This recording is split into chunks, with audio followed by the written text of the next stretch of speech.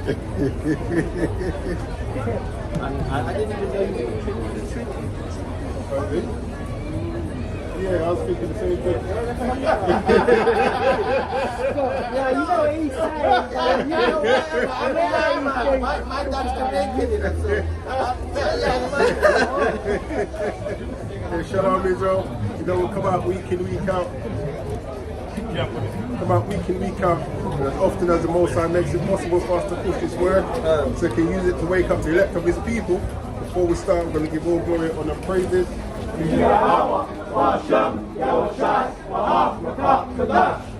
Double honors to the elders, apostles in Israel who will and teach well. To the Akims and the Iris and byways and those pushing this word in truth and sincerity. To the brothers and sisters in the truth. Shabbat Shalom, Yashavana. So the topic of the lesson today is current world events and Babylon's downfall. Because I've noticed when you're looking out into the world, a lot of people are not being discerning of the times that we're in. But before I start my lesson, can you bring up this precept box? Sure. This is First Thessalonians 5 and 18.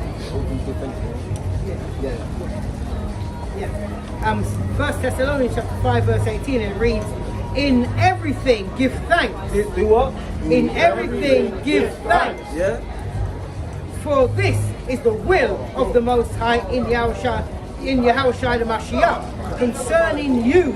So in everything that we do, coming into this truth and coming out of Babylon, we have to give thanks to the Most High that He gives us the spiritual powers and the spiritual discernment of the times that we're in. Because we have to be discerners of the times that we're in as prophets. You know, to wake up our people. It ain't just coming out here and teaching, it's actually being that warning sign as well. That's what who's got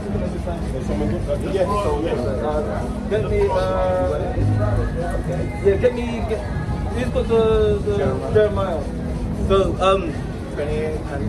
28 and 8, because we have to be those prophets to our people, because we ain't had that for centuries, we ain't had that in our captivity, and now that the time the Most High is awakening us to do so, how much better to do the job now, especially in this day and age, because there was prophets before us that was excited to see these times. They wanted to be in these times to see the downfall. So we have to be as excited and exhilarated to see these times as well, but still hold it with meekness. But the scripture speaks about the prophets that would have been willing to have seen the things that they prophesied about. Yeah, Shalom, Sister Adana. Shut up. Oh, my bad. So you weren't using enough. You bring out that Jeremiah for me, please? This is the book of Jeremiah, chapter 28 and verse 8. The prophets that have been before me and before thee of old prophesied both against many countries and against great kingdoms of war and of evil and of pestilence. And of what? And of pestilence. So when we were in the world, we was only getting taught a Christian doctrine of God comes for love and Christ is going to come back and bring love and peace and happiness. Which he's going to do. But before that, the prophets that came out beforehand, they were prophesying against the wars that are coming. So they were doing that before Christ even come and mentioned about wars and rumors of wars. So they were telling you about the times that we're living in now and how to prepare yourself. The Israelites to prepare themselves, and the heathens as well, because the heathens have to submit to the Israelites to be able to get that salvation that they want. But they're not going to get the same salvation as we will do. They will just be in the kingdom they're saved for workers. For workers, yeah. As we was bondmen and bondwomen, they're going to be bondmen and bondwomen under us. But we're going to do in decency and order. And in righteousness. Decency, order and righteousness. The thing is this, you know, when we talk about these other nations being captive to us, a lot of people see that as a bad thing because they think of how slavery has gone on throughout the ages, how other nations have treated people during their captivity. But when you read about the scriptures, it speaks about can I put it back? Go on. This is Isaiah chapter 2.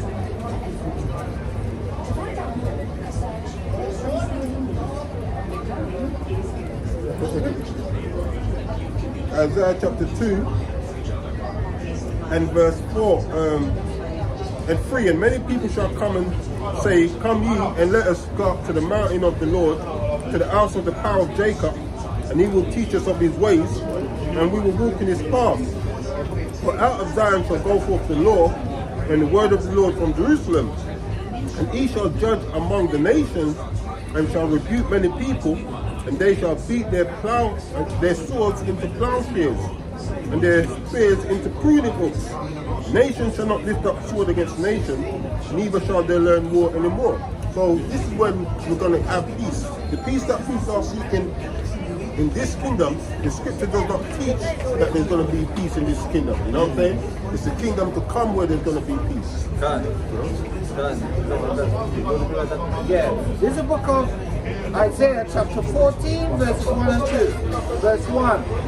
For the Lord Yahweh will have mercy on Jacob and will yet choose Israel and set them in their own land, and the strangers Hagoyim shall be joined with So them. it means that they're going to be in the kingdom. Yeah. Because when we talk about the kingdom of heaven, they have this understanding like we're saying it's just us going to be in the kingdom of heaven. The kingdom of heaven is rulership. You know what I'm saying? But it's going to be on earth. Just like how we're in someone's kingdom now, yeah, we're in the next man's kingdom. Same thing with ours, man. Is that when they say, do you believe in heaven and hell?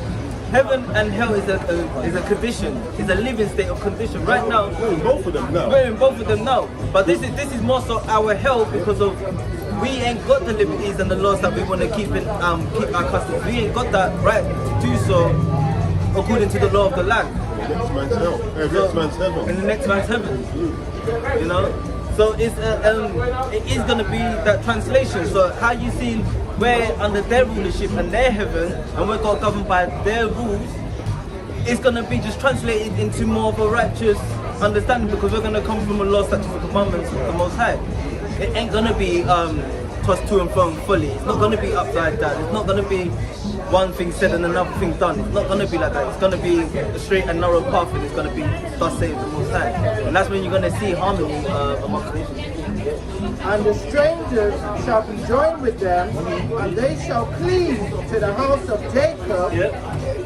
By us shall Yaakov, verse 2. And the people shall take them and bring them to their place, and the house of Israel, by us shall Yashala, shall possess them in the land of the Lord Yahweh for servants and handmaids, and they shall take them captives, whose captives they were, and they shall rule over their oppressors. Read the next verse. Read the next verse. Yes. So no one Verse really 3. told it.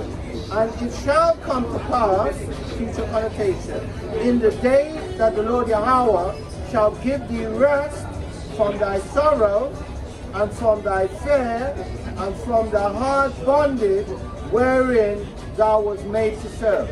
So the peace that our people are seeking on this side, it's not there. The scriptures don't teach us. And that's why it says when the just paraphrasing, when the righteous beareth rule, the people rejoice. Because when Joseph was bearing rule in Egypt, the people were rejoicing because they had understanding, because he gave them wisdom and understanding that came from the Most High. That's why the Pharaoh in that time put him on a high pedestal, because he used wisdom that the Most High gave. But then when the Pharaoh under him came, the people mourned because it was his wickedness. There was no balance, there was no righteous dealings, there was no righteous decree because it was kept lawfully. When you look at Pharaoh today, DJ Trumpet, Yeah. you know, And then we're about to go into the it. last Trump, as my brother over there would say. We're about to go into it. So yeah, give me the second Ezra. The second Ezra, chapter 9, verse 1. He answered me then and said, Measure thou the time diligently. Do what? Measure thou the time diligently. No, rest upon the time. Measure thou the time diligently. We have to measure the time. So that means when you're reading and you're studying, look at the prophecies that are happening before, in the beginning, in the middle, in the present time, and in the future. So measuring the times of what we've been taught by our ancestors. Quickly give me Deuteronomy chapter 37, I think. This is that going to switch over the curses. 8, 32 and 8? 32. 32 and 8. That's what I was looking for. Yeah, come. Yeah. So this is the book of Deuteronomy, chapter 32 and verse 8. When the Most High divided to the nations their inheritance, when he separated the sons of Adam, he set the bounds of the people according to the number of the children of Israel. Yeah.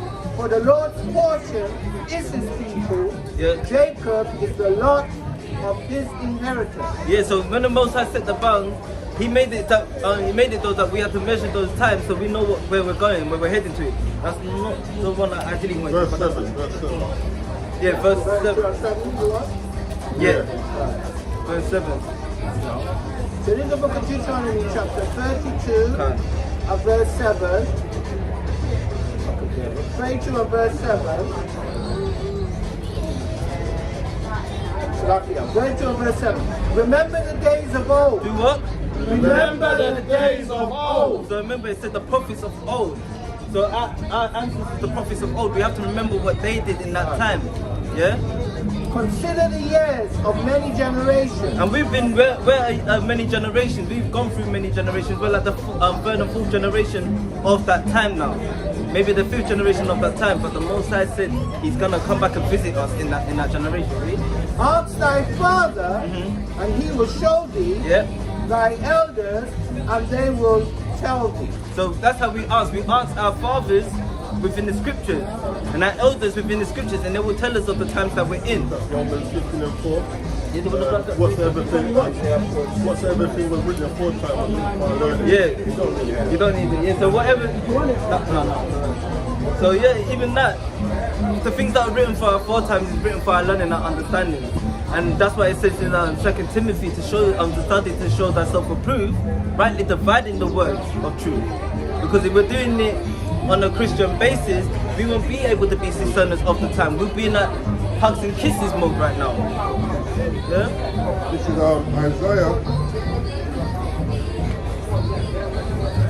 Isaiah 46 and 10. Isaiah 46 and 10, it says, declaring the end from the beginning and from ancient times the things that are not yet done, saying, my counsel shall stand, and I will do all my pleasure. So really and truly, we know what's going to happen in the end. You know, we know the outcome of everything. It's just us to make sure that what we're doing is putting us in the picture where we end up on the right side of the fence and not the wrong side. And the prophecies are there to show us what's coming, the point of time that we're in. And some of the things that the brother's going to bring out is going to show that we're literally at the end gates. This ain't no time for people to be snacking. That's right. Shalom, done Israel. Read that again, please, King. Because 2 Ezra chapter 9 verse 1, he answered me then and said, measure thou the time diligently in itself, and when thou seest parts of the sign pass. And what are we mentioning? You didn't mention it, the prophecy. Yeah, the prophecy. We're mentioning, that's what it is. When it says measure the time diligently, the time is the prophecy. You know, we're going to go into more with the prophecies in terms of what prophecies that we have been through and that we are seeing now. Because what's done in the old is done in the new. And there's no new thing under the sun. The only thing that's going to be new is that this is going to be the last captivity and we'll be in a righteous kingdom. Yeah? And when thou seest part of the signs pass, which I have told thee before, then shalt thou understand that it is the very same time where the highest will begin to visit the world which he made. Yeah? Therefore, And the thing is, when you read Isaiah 29 and 6, it goes through some of the visitation that the Lord's going to be bringing about. It talks about, Isaiah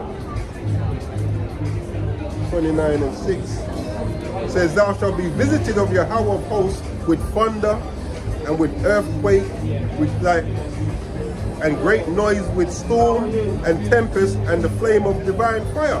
And it's funny because since this vid thing happened, you see a lot of these things happening more. There was a lot of, I think there was a time in Australia where one side was on fire, the other side was being flooded. Yeah. You know what I'm saying?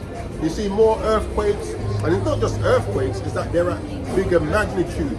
You know what I'm saying? Everything that we're seeing is more of a magnitude. Because you get someone saying, oh, well, there's always been earthquakes. Of course, but show us them at these magnitudes. And one of the reasons I believe for these earthquakes as well, there's meant to be a land Sabbath. Yeah?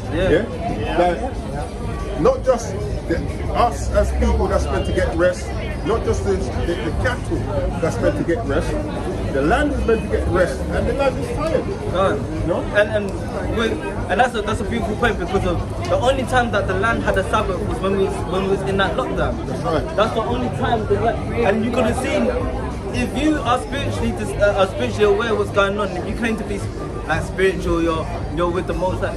In that time of the Most High giving the land a Sabbath, because it wasn't us that did it, it was the Most High that had to do that to show you the peace and the harmony of his world. And if you was those people that weren't fear-mongering and you went out there and you actually saw the earth and the world for where it was, you would see its beauty and its magnitude. You could see how it can have a rest. You could see how things were planting through, things were growing naturally, the birds were singing. There was no pollution. You wasn't hearing more birds, though, funny enough. More birds. Even the foxes were coming out at day. They were chilling. Like, it felt the land had a rest. It had a break. And when it means a land Sabbath, it means also the creatures and the animals that belong to that land. They have a time to rest. Shalom, Jacob, Israel.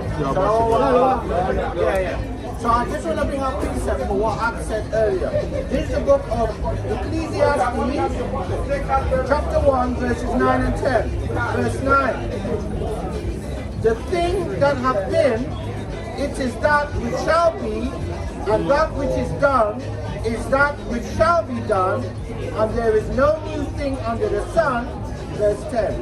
Is there anything whereof it may be said, see this is new, question mark, it have been already of old time, which was before us. Jake has the same style, different fashion. Just remixing the same thing. Yeah, exactly that. And that's going into the wars. Because of the same thing what I'm going into with the wars is that in the ancients, we didn't have all these nuclear warfares that we have, but we had warfare. We had arrows. The missiles that we have represents the arrows of them times. The swords that we have represents the guns that we have in these times. So there's nothing new. It's just been revamped, upgraded. So even when you read about Isaiah mentioned or Jeremiah mentioned things like arrows from one end of the earth to the other. Yeah. That's just the missiles which are shaped like arrows now. So the second Ezra, chapter 9, verse 3. Therefore, when there shall be seen earthquakes and uproars of the people in the world. Which is what we've been seeing as well. You know what I'm saying? Verse 4. Then shalt thou well understand that the Most High spake of those things. And you know what? It can be so easy for these things to go over your head, especially like us over here in the West. More time, a lot of these things ain't touching us. We talk about uproar. You go over to flipping Iran when they started the bombing and all of these things in Palestine. Like, we get a bit complacent in the West. And some of that reason because the Most High has got something special for the West. When it speaks about daughter of Babylon who ought to be destroyed, the virgin daughter of Babylon. Yeah? Virgin means she's not been touched. You know what I'm saying? Yeah, so it's quite easy for us over here in the West to kind of get a bit complacent, you know what I'm saying? But they see it, but only watching it on their phones or on their TV. It's over there. It's over there. Yeah, they still can buy food and wine and you know what I'm saying? I think this is why, like, during the vid, and when certain things are happening, you went, I know, the Lord just always put this spirit of laughter on me. You know what I'm saying? I just find it funny. Even though it's a serious thing that's going on. But that's the spirit though, because the Most High said that he's gonna laugh at the calamity. So it's not far-fetched for us to laugh because of the sternness of the time. So when we're seeing it, we're laughing at this is prophesied. Because it is.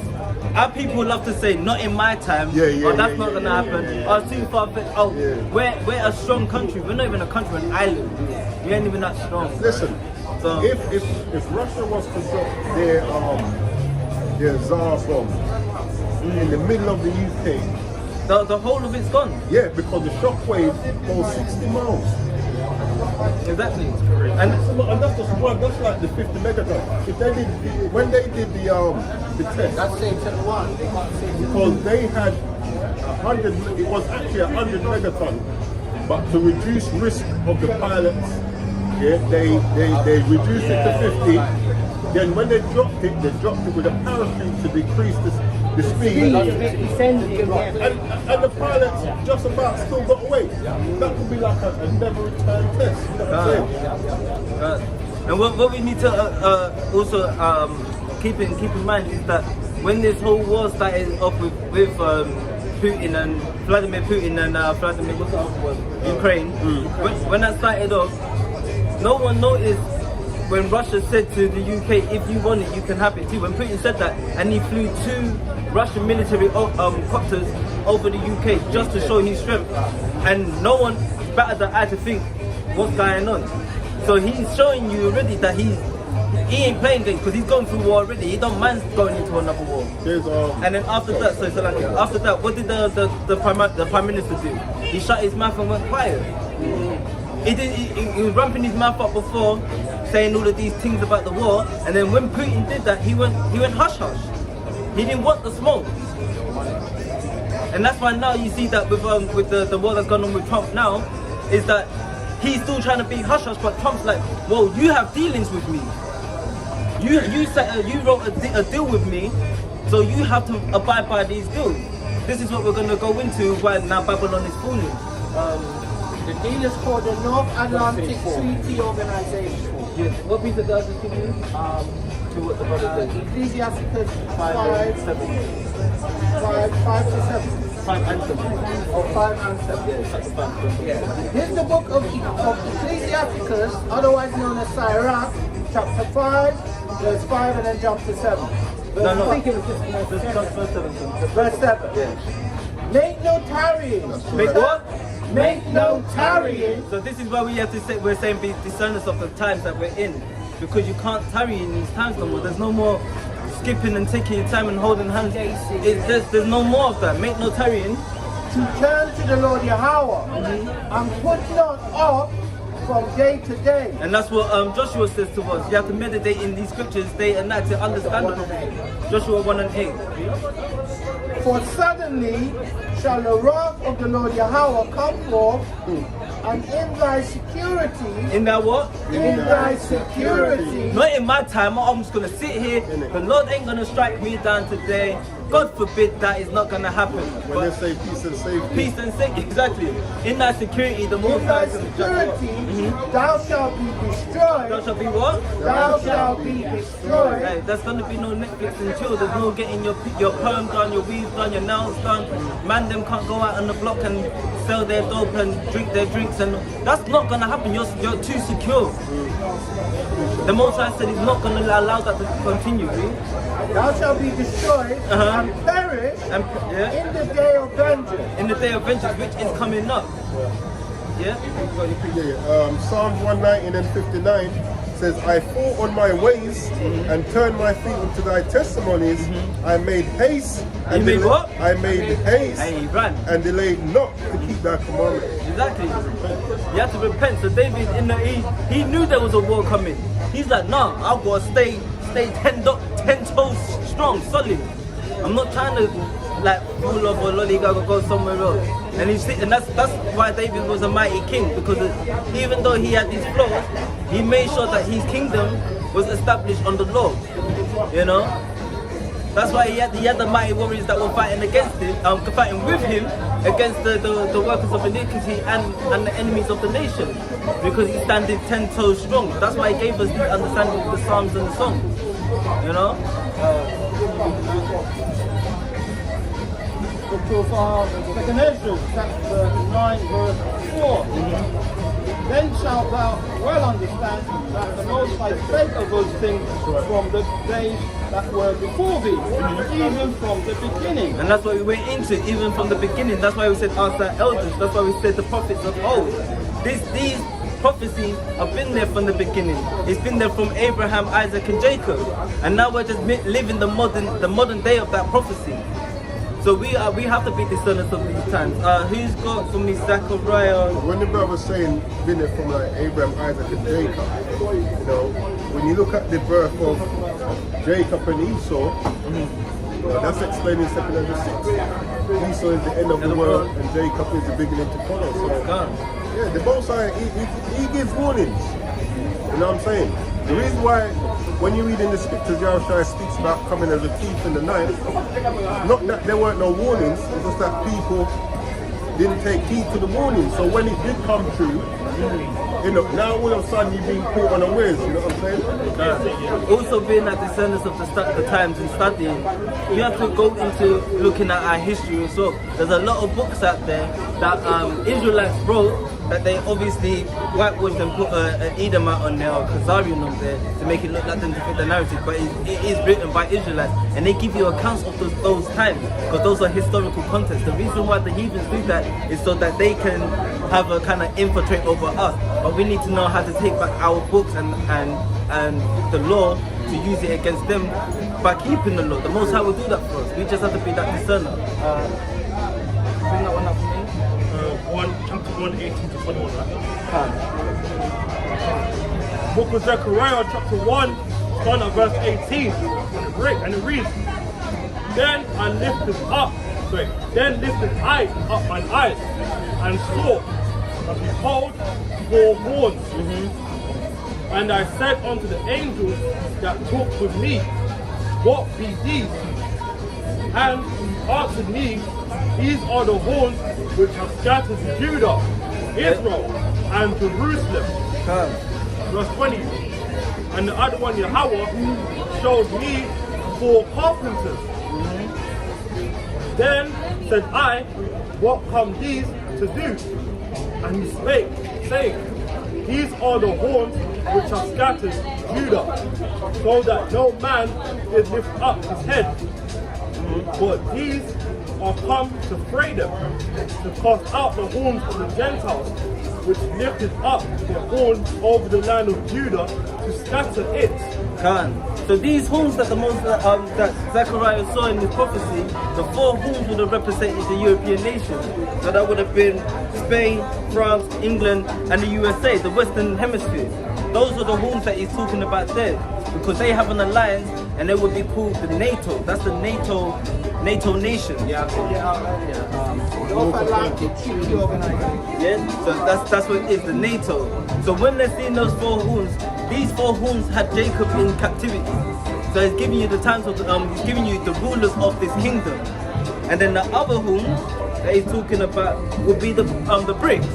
That's the Eastern Hemisphere. So that'll be like Russia, Iran, Russia, India, China, and South Africa. Yeah. But now you've got other countries joining. That's joining in. Yeah. And because of this ongoing war, now other nations are starting to join on. This is why we're getting into the times that we're in, because we have to be discerners of the times. And that's one of the things that Trump is also afraid of, because the purpose of the BRICS, like, you know, the West like to put sanctions on other nations, isn't it? And the trading dollar, the trading money is the dollar. So if we don't need your money, I think as well, you know, with the Straits, I think Iran was going to be letting the ships through, but they'll have to pay, you know, Chinese yuan. Yeah. So it cuts out the US dollar. And the thing about it, it's backed by physical, it's backed by gold. Yeah. Not like the money, like we use IOU notes. Like if I give £10, yeah, I promise to pay the bearer. £10 of what though? Back in the day, it used to be silver and gold notes. You can go and catch it. Now, £10 what? They can give £10 of dirt, £10 of feather, you know. So the money that we have now really is just IOU notes being passed around. And the Chinese been buying a hell of a lot of gold. That they bring back on the BRICS. Also as well, Russia's taking their leave out of Joseph's book, because Russia's got a big what they call obelisk, like a silo, like a place where you can hold food, store food. Oh, okay. Silo. Yeah. Russia's got one of them, and they're stocking food in there. He's stocking up, so he's taking a leaf out of Joseph's book, stocking up because he knows the war's coming. So he's already said, I'm making sure that my people are fed. If you want to get fed, you've got to come over this side. He said this. Russia's also got something known as the dead hand.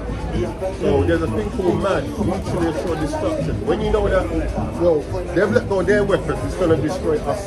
So we're going to let go of ours and destroy you. So everybody gets destroyed. But with Russia's dead hand system, if all the heads, the generals, are wiped out, the system kicks in automatically and will let go all them weapons without needing a physical body to do it. Right, so the dead hand is a mechanism that enables a locomotive or a projectile to be able to function if the person that's directing it dies. So it's a safety mechanism. But also it's a mechanism that will enable a country that has been destroyed to still fire their missiles. So you can't destroy them and stop the threat. They're still going to sell the missile. That's where the MAD comes in, mutually assured destruction.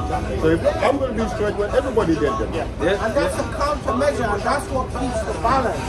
America knows, and Russia also knows, that if I destroy them, the nukes are still coming. But that's what at the hands of the Most High, because the Most High created these things. A waste of it.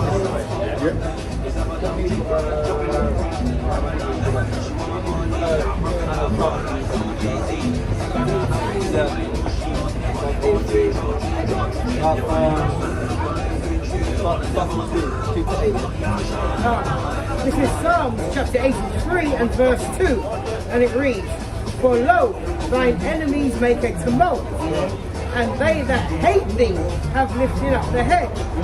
Verse 3, they have taken crafty counsel.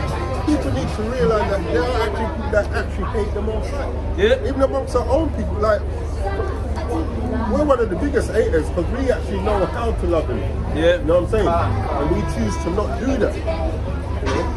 So there are actually people that hate the Most High. So, like these nations, you can kind of understand if they hate the Most High because that relationship wasn't there in the first place. You know what I'm saying? He actually went out of his way. He actually chose us when he could have chose anyone else, and we were so big. You know, Malachi 3:14, it's his vain thing to serve the Most High. We show more. It's more of the disrespect that we showed that turned into that hatred.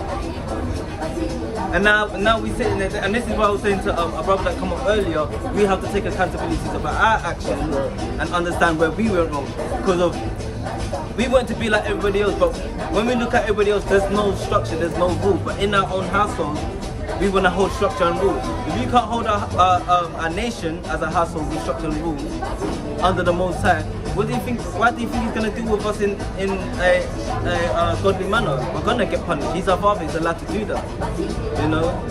But we're going into the nations that hated us for our blessings. And why now the world's going to be translated, and why we're waking up doing this work. That's why we're going into that hate. So. Psalms chapter 83 and verse 3.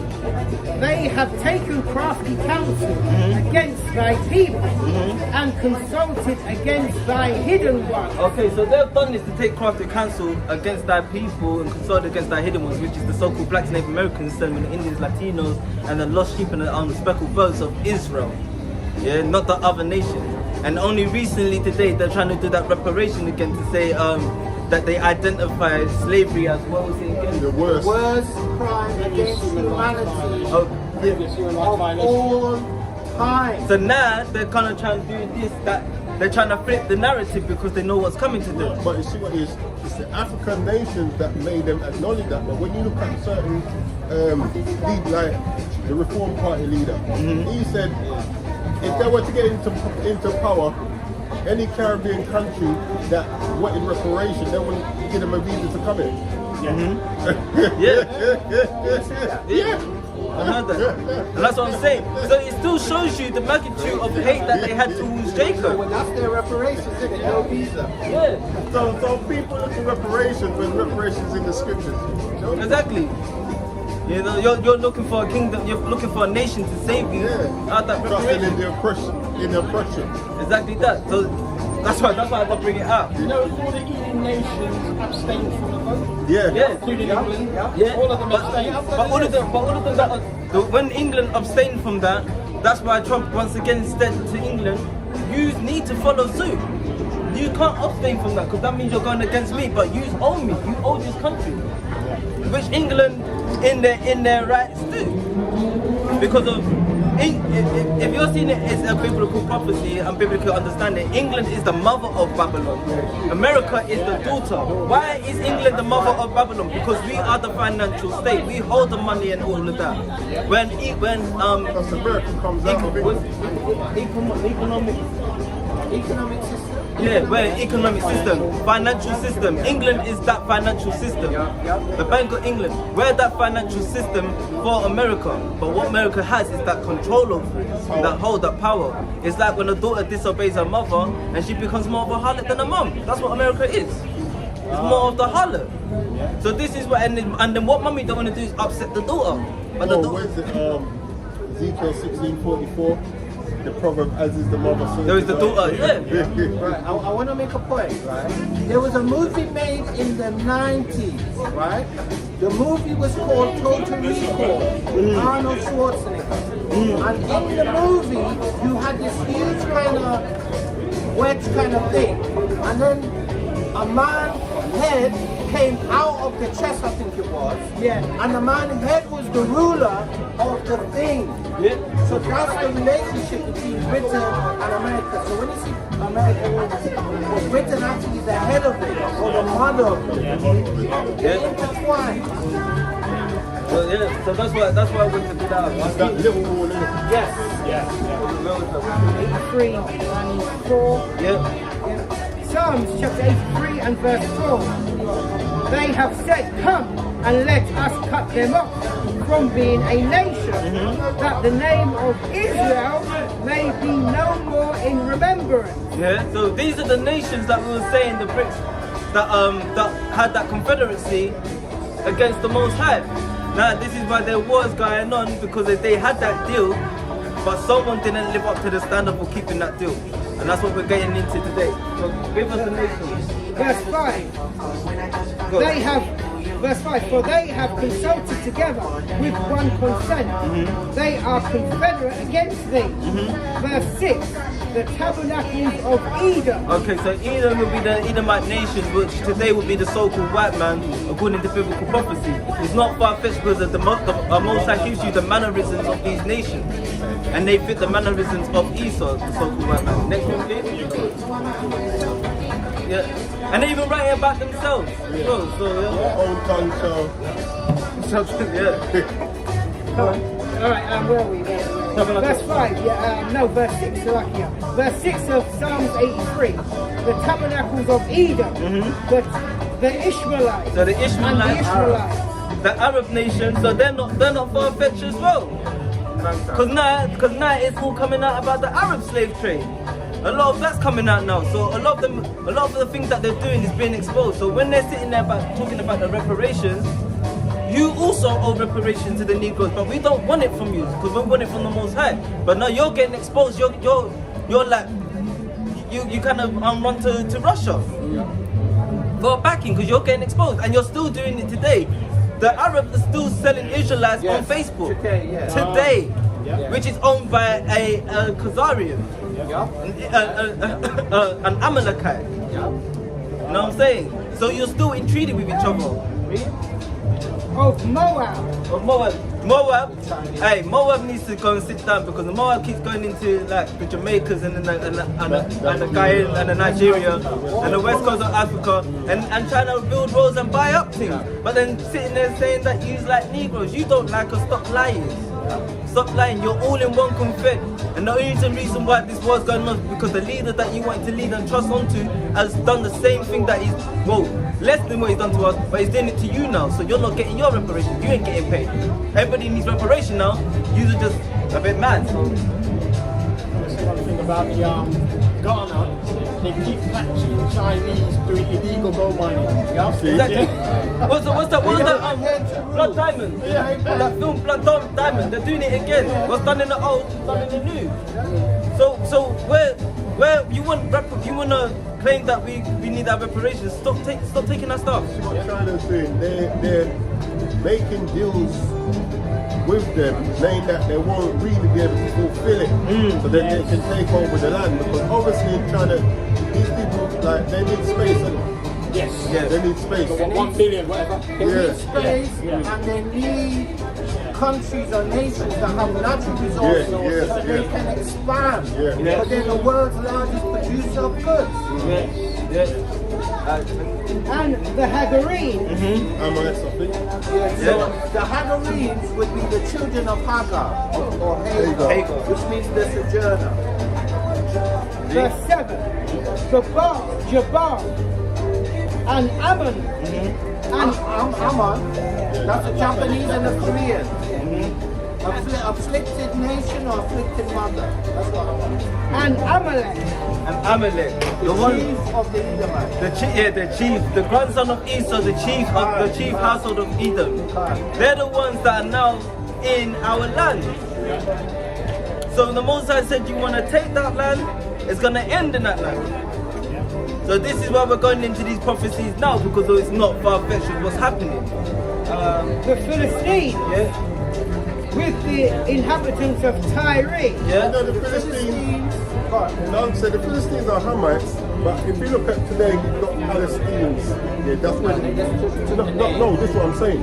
So the name Palestine goes back to Philistines, and when you look, you've got Afro-Palestinians, who these people treat worse than actual Palestinians, you know what I'm saying, which is our people. So going back to what you just said, so Tyre was the port that Alexander the Great first landed in, and they were the Phoenicians, who are the descendants of the Hutts. They're Hamites as well. Then the Philistines, they were the ones that we didn't remove when we took the land. So they lived amongst us. So in 70 AD and 135 AD, they also went into Africa. And they also went down into South Africa, and they're also living amongst us in West Africa.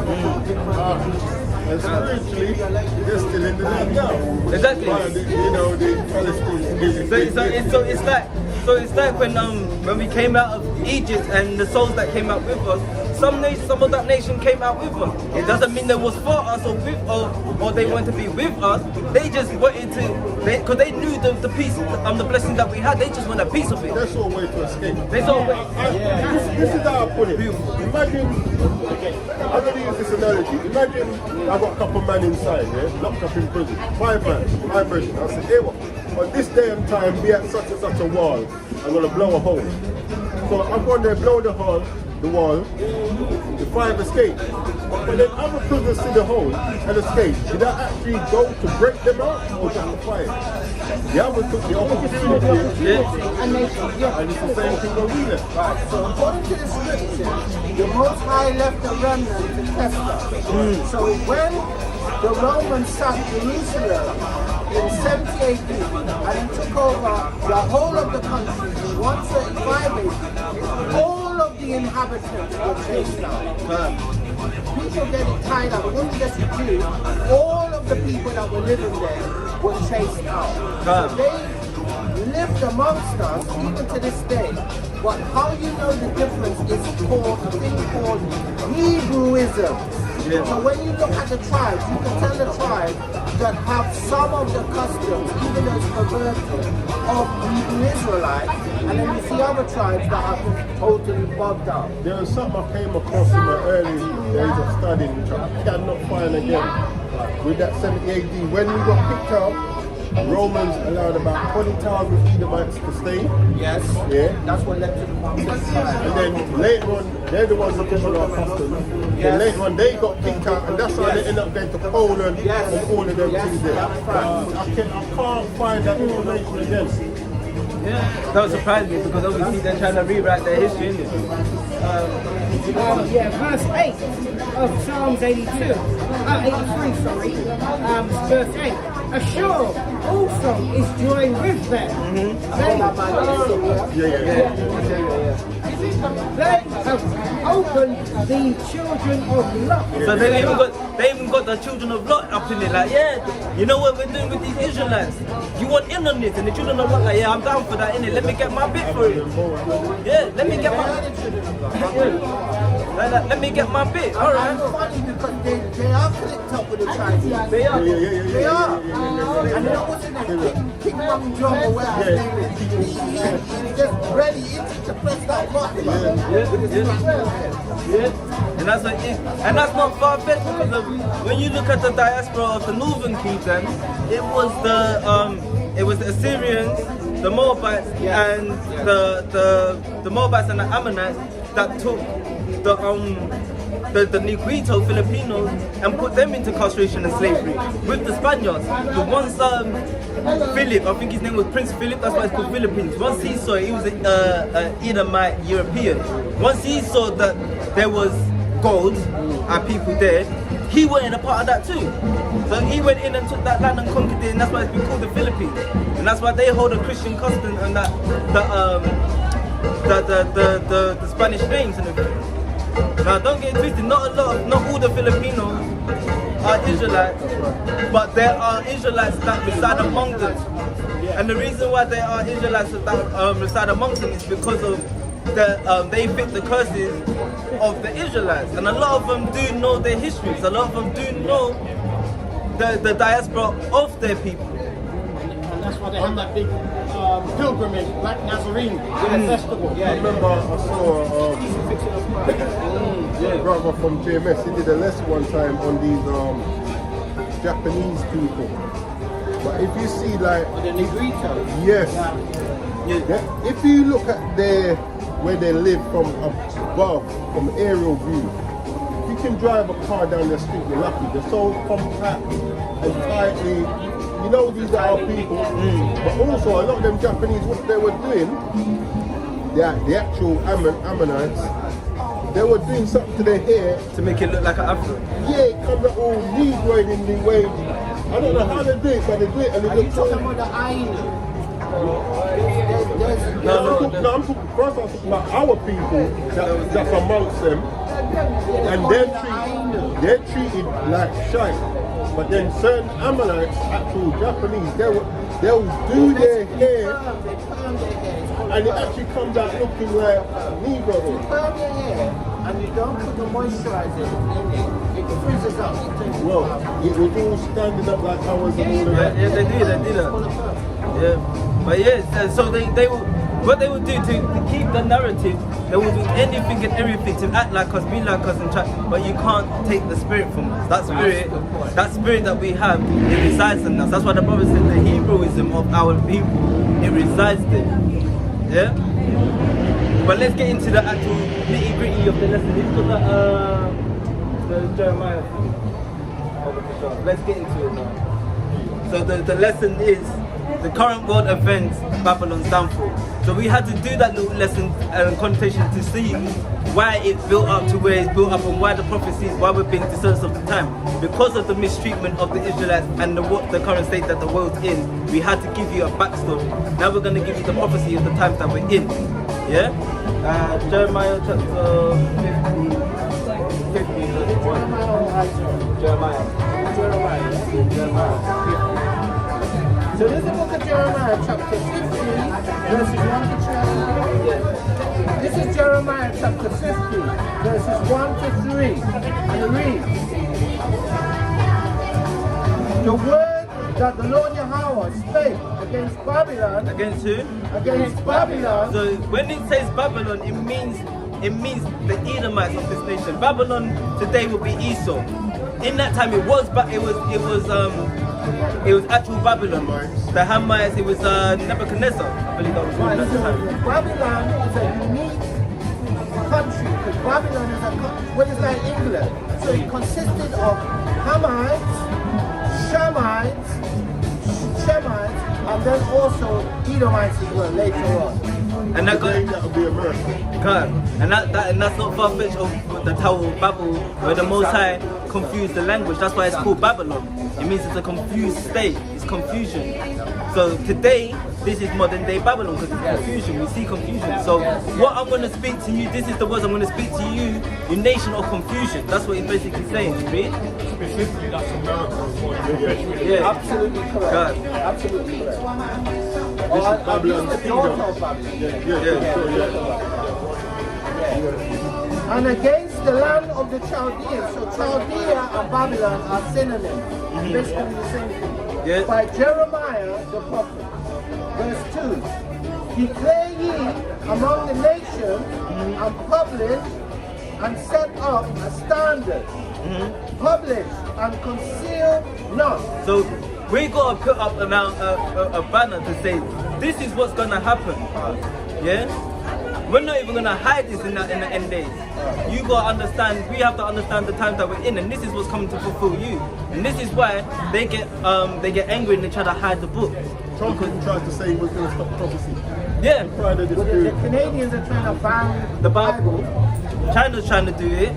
I think China most probably have already done it. I think certain parts of China you can't. This is why you need to get it while it's hot. Exactly, and this is why we're giving it while it's still here, because when that time of the famine of the word comes, that famine of the word, it ain't gonna be as easy to get, because it's only gonna be amongst your people then, and amongst your people them in that time, you want to be amongst the like-minded people in terms of that they know the Lord. You don't want to be amongst Christians, Because of common knowledge of the be the wisdom, stability of that time.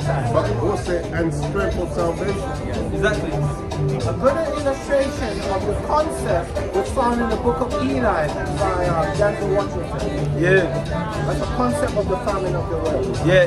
Because when he bust it open at the end, It was in prayer. It was in Braille. Exactly. Read it. Yeah. So this is something that we have to declare amongst Babylon. This is why. That's why it says in the prophecy in Revelations where it says that the devil knows that he's got a short time, because he knows that. Don't think that these heathens don't understand the prophecies that are coming to them. Yeah, the upper echelon, which is why they come down so hard on us, you know what I'm saying? Exactly. That's why. Was it, and you know, That's why I was saying that they even banned the teaching in France as well. Because they understand the prophecies and they don't want this coming out. And they make them close their school. And then they when the time when the war started kicking off, and Ashidamite Amalekite came on the TV and was like, I don't know why we are stressing about this war. We need to talk about the Negroes that are on the road doing the prophecy. And they was like, no, we're not into it. She was like, no, we need to, because they're saying some stuff. And what happened to her? She got cancelled. She can't go back on there no more. These are the things you have to be discerners of. You have to see these things. The Most High don't put it there for no reason. If you're the son of the time, they put things in your way to show you. And it's those clips that you have to get. there you go. Yeah, This is Revelation 12 and 17. And the dragon was wroth with the woman and went to make war with the remnant of her seed, which heed the commandments of the Most High and have the testimony of Yahushua Mashiach. And that's why they're trying to, because the only way they can stop the Bible from being read is doing it globally. So no Christianity. That's why they want to push in that new world order. Like say we can do nothing to get the truth, But for the truth. So, And the more they push their narrative, the more people are going to start waking up and questioning why you know you what? doing. The more they shut down, that just lets me know that that number is being sealed. You know what I'm saying? 'Cause Yeah. it's not going to shut down until the number's sealed. You know Exactly. what I'm saying? So the more it shuts down, it's just letting you know that The closer we're getting. and that number's sealed. Being that's why it's the sign of the time. Keep reading, Brother Kusha. Jeremiah 50 verse 2. Declare ye among the nations of Goliath, and publish and set up a standard. Publish and conceal not. Say, Babylon is taken. Baal is confounded. Merodach is broken in pieces. Yeah. Her idols. And you know what? That's why it says Babylon is taken. It's speaking as something that's already happened. So when I read Isaiah 46 and 10 declaring the end from the beginning, you know, like saying my counsel shall stand? Because from it's written, it's a done deal. You know what I'm saying? We're just really watching it play out and trying to play our part to make sure that we actually fit ourselves in the redemption side of the story and not the destruction side. And can I just add, where the brother between Jeremiah, what was it, 50 and 2, where it said, declare ye amongst the nation. That's the same thing Yahushua told the prophets to go out and teach all nations. It's the same thing here. Declare that. Declare amongst nations. You believe in the Bible? Okay. Well, that's what I believe in John and the Bible of the Word. yeah, the word of God is definitely in the scriptures. But then what you realize is that what a lot of us have been taught is just doctrines based upon things in the Bible. You know what I'm saying? So, where do you see that catches your eye? And those are the man-made religions. So you got the Baptist religion, Pentecostal, Mormons, Jehovah's Wickedness, Seventh-day Adventists. You know what I'm saying? Yeah. Because God never gave us religion, did he? No. What did he give us? And he gave us laws, statutes, and commandments. Which who really keeps God's laws today? Well, there's a remnant that's waking up that will be keeping. Yeah, but Christ didn't come so that we didn't keep the law. He came so that we could keep the law. Because under Moses, if you committed idolatry, what animal could you sacrifice? No, you had to be put to death by idolatry. Yeah. So for idolatry. So Christ being that lamb means if I was in idolatry, I should now keep the law that says I shouldn't have any idols or worship idols.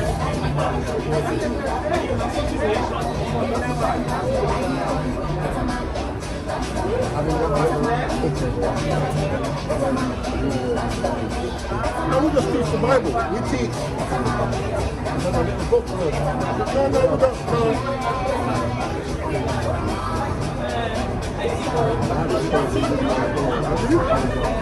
Might be another brother. Yeah, go on, Okay. Might be another brother. Okay. Oh, it's on YouTube. You have to look at the Hebrew Israelites.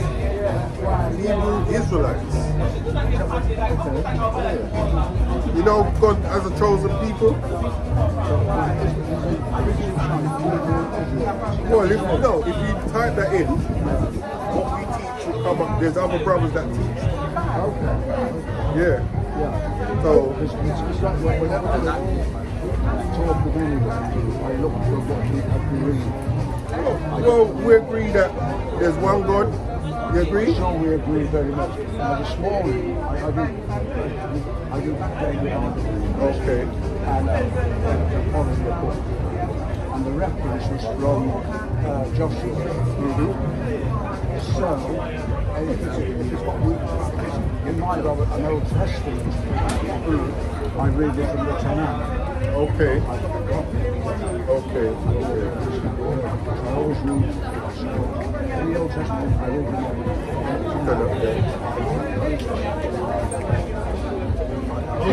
Yeah. Well, you can't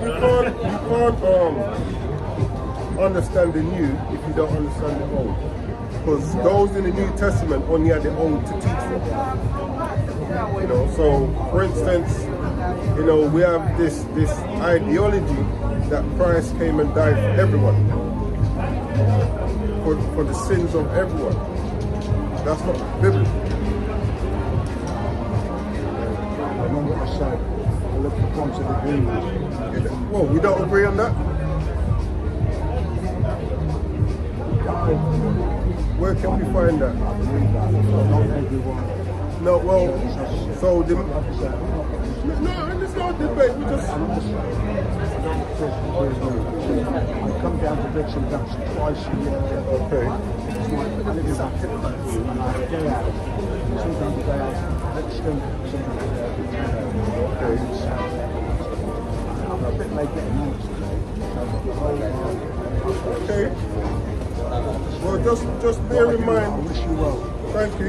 Just bear in mind that when he comes back, well, before he comes back, there's going to be great destruction. And that's what we're speaking on today. Not probably, there is going to be. Hebrew Israelites. Hebrew Israelites. Not Hebrew Israeli. Hebrew Israelites. Yeah. Excuse me, are you going now? Can I just read one verse? Oh, you're going? Well, you want to read one verse? One verse. Okay, All right. I'll So, read one one verse. verse, yeah. Here's the book of Matthew, chapter 15, and verse 24. You see his red letters here? Right. But he answered and said, I am not sent, but unto the lost sheep of the house of Israel. That was Christ's word. That's who he's coming back for. I know, he's speechless. Matthew 15 and 24.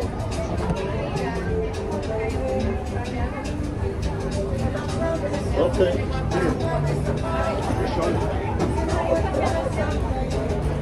The passage I was reading yesterday about I very much love Love to speak to Christians. You love them. You worship them. No. Are they God's chosen people though? Are they God's chosen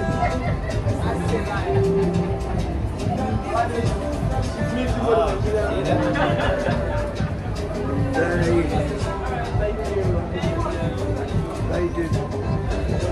Let me ask you a question. If I said to you, That Jesus came, something comments I was reading, Jesus came first. The Jewish comments surprised me. Jesus came first as the Messiah of the Gentiles.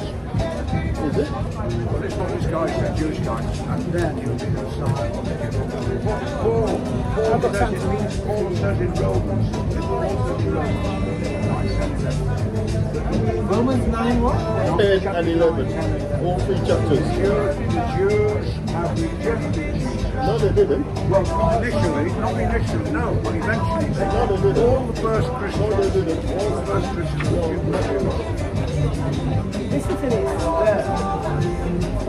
Jesus was then taken to the Gentiles. But time is coming when there'll be a big turning of Jews to Jesus as Messiah, and that will be even more blessed. Alright, so my brother has something. This is it. Because you said that you go to, you said you go to Stafford Hill, and you like you love the Jews and you hang out with them. Now listen to this. This is Revelation chapter 2 verse 9, and it reads, I know thy works and tribulation and poverty, but thou art rich. Do you think the Jewish people are in poverty? Do you think the Jewish people are in poverty? Some are, not the majority. Majority of them are not in No, he poverty. said not the majority. And this is it. Some are, but not the Hang on, I'll Majority finish are now. them. It says, and I know the blasphemy. What's a blasphemy? Outright lie, deceit, correct? Blasphemy. Because it says, and I know the blasphemy of them which say they are Jews and are not, but are the synagogue of Satan. So there are some people on the earth who walk around saying they're Jews, but according to the Bible, they're not Jews. So I have one for you as well. Not too many. No, just one. This is Revelation chapter 2 and verse 9. 2 and verse 9. Yeah. Revelation 2 and verse 9. And I have one for you in Romans 10, because you mentioned Romans 10. Yes. So let me read Romans 10, verse 1 for you. Brethren, brothers, my heart's desire and prayer to God for Israel is that they might be saved. So this counteracts what you said earlier, because Paul who wrote this, Paul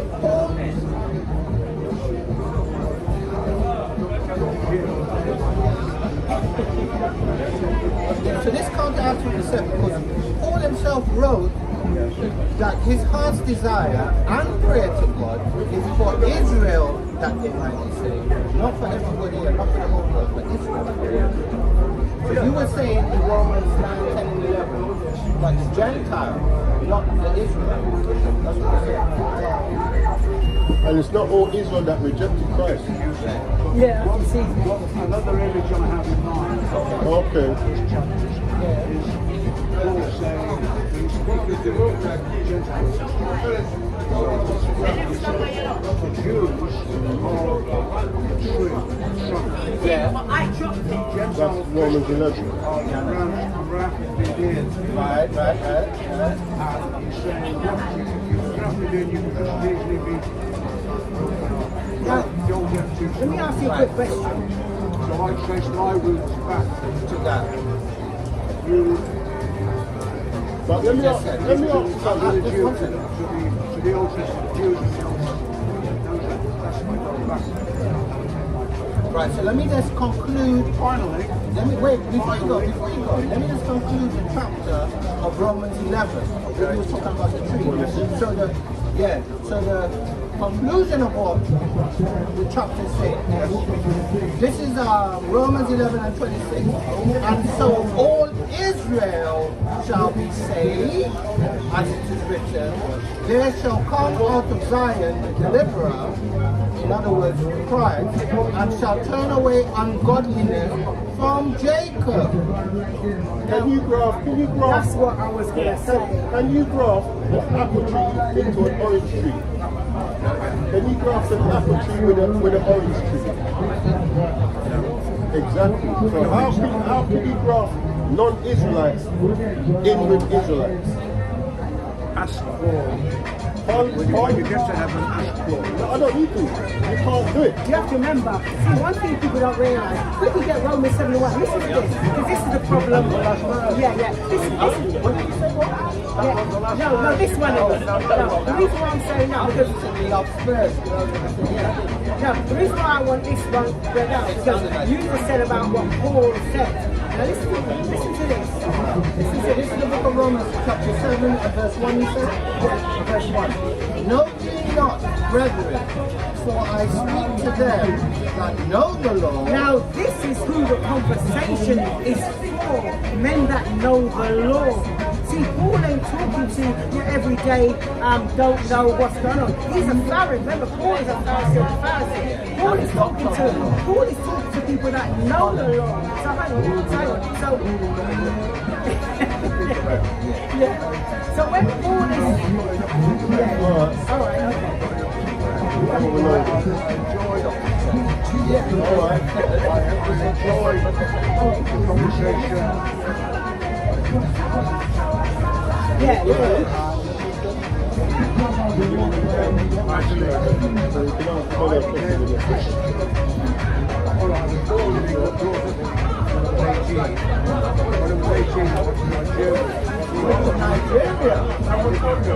Eastern region.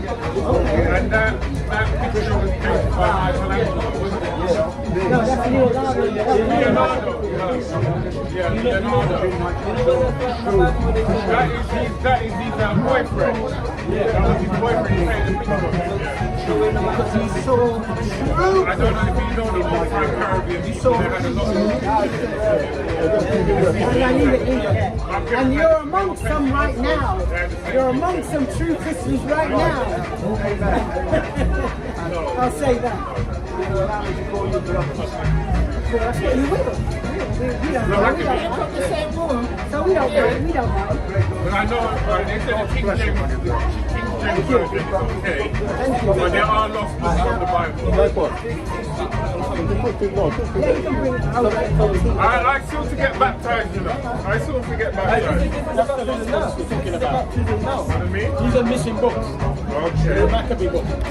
The Maccabee, yeah. They used to have a place in Laverne Grove, that Brass Room. Salawam Saraya. Yabashim Yasha Bakafam. Old Testament, King James. This is the King James version. This is King James Bible. 1611 King James. King James version Bible. So this book here will have that book in it. Old Testament, New Testament, and then the Apocrypha. books are taken out. So look, you got the Yeah. remember when in the Caribbean, and now read the Maccabees, full of spells. That's not Yeah. We do that. It's a lie. It's a lie. The reason why they said was don't read it, because that was a time when bad man and the good men, should I say, righteous men, mash up Alexander the Great. What they do, they mash up these people there. The reason why they didn't want to know this is because they didn't want to get back to that state. No, I know, I think you know, there's a passage in the book of Romans, it's called God's wrath against mankind. And he actually explains that they suppress the truth with their wickedness. Yeah, they do. You know the Romans are talking. They said they knew the truth, but they exchanged it for a lie. Something to suit them. Romans chapter 1. Yeah, they exchanged it for a lie. You know this, yeah? So let's prove this. But it explains that the women went the other way, the men went the other way, and they burned when God gave them over to their lust. So I know, but I don't want to get this today. I do believe. I just want to show you where this got changed. But there's a I had those pictures were on my wall when I was a kid, There it is. and we had something called the iron core, where they come all in knock out of your head. I know it. No, the iron core. no, they used to heat it up. Oh, yeah. No. This one, it's like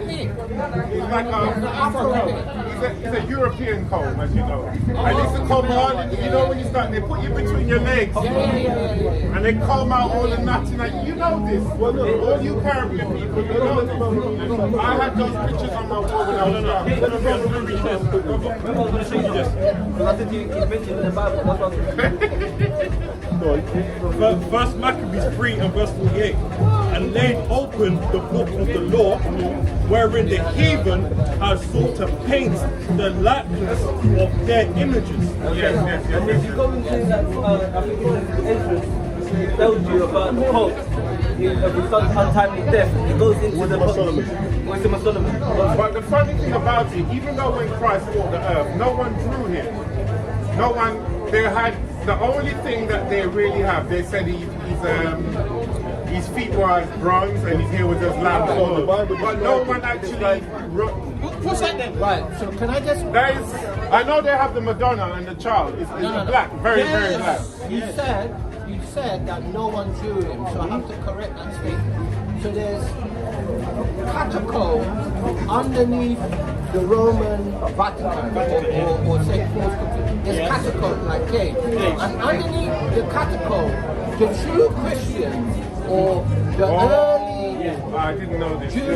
Jews, They painted it. him, yes, and painted as black. And then there's a painting on the early church. It's called Judo Europus. So the IUIC head brought out a lesson this week, and he showed the images. And the image of Christ was black, and that's it's depicted as one of the earliest images. So they did draw him. Oh, they did? Okay, I didn't know that. I know there's a lot to learn, but...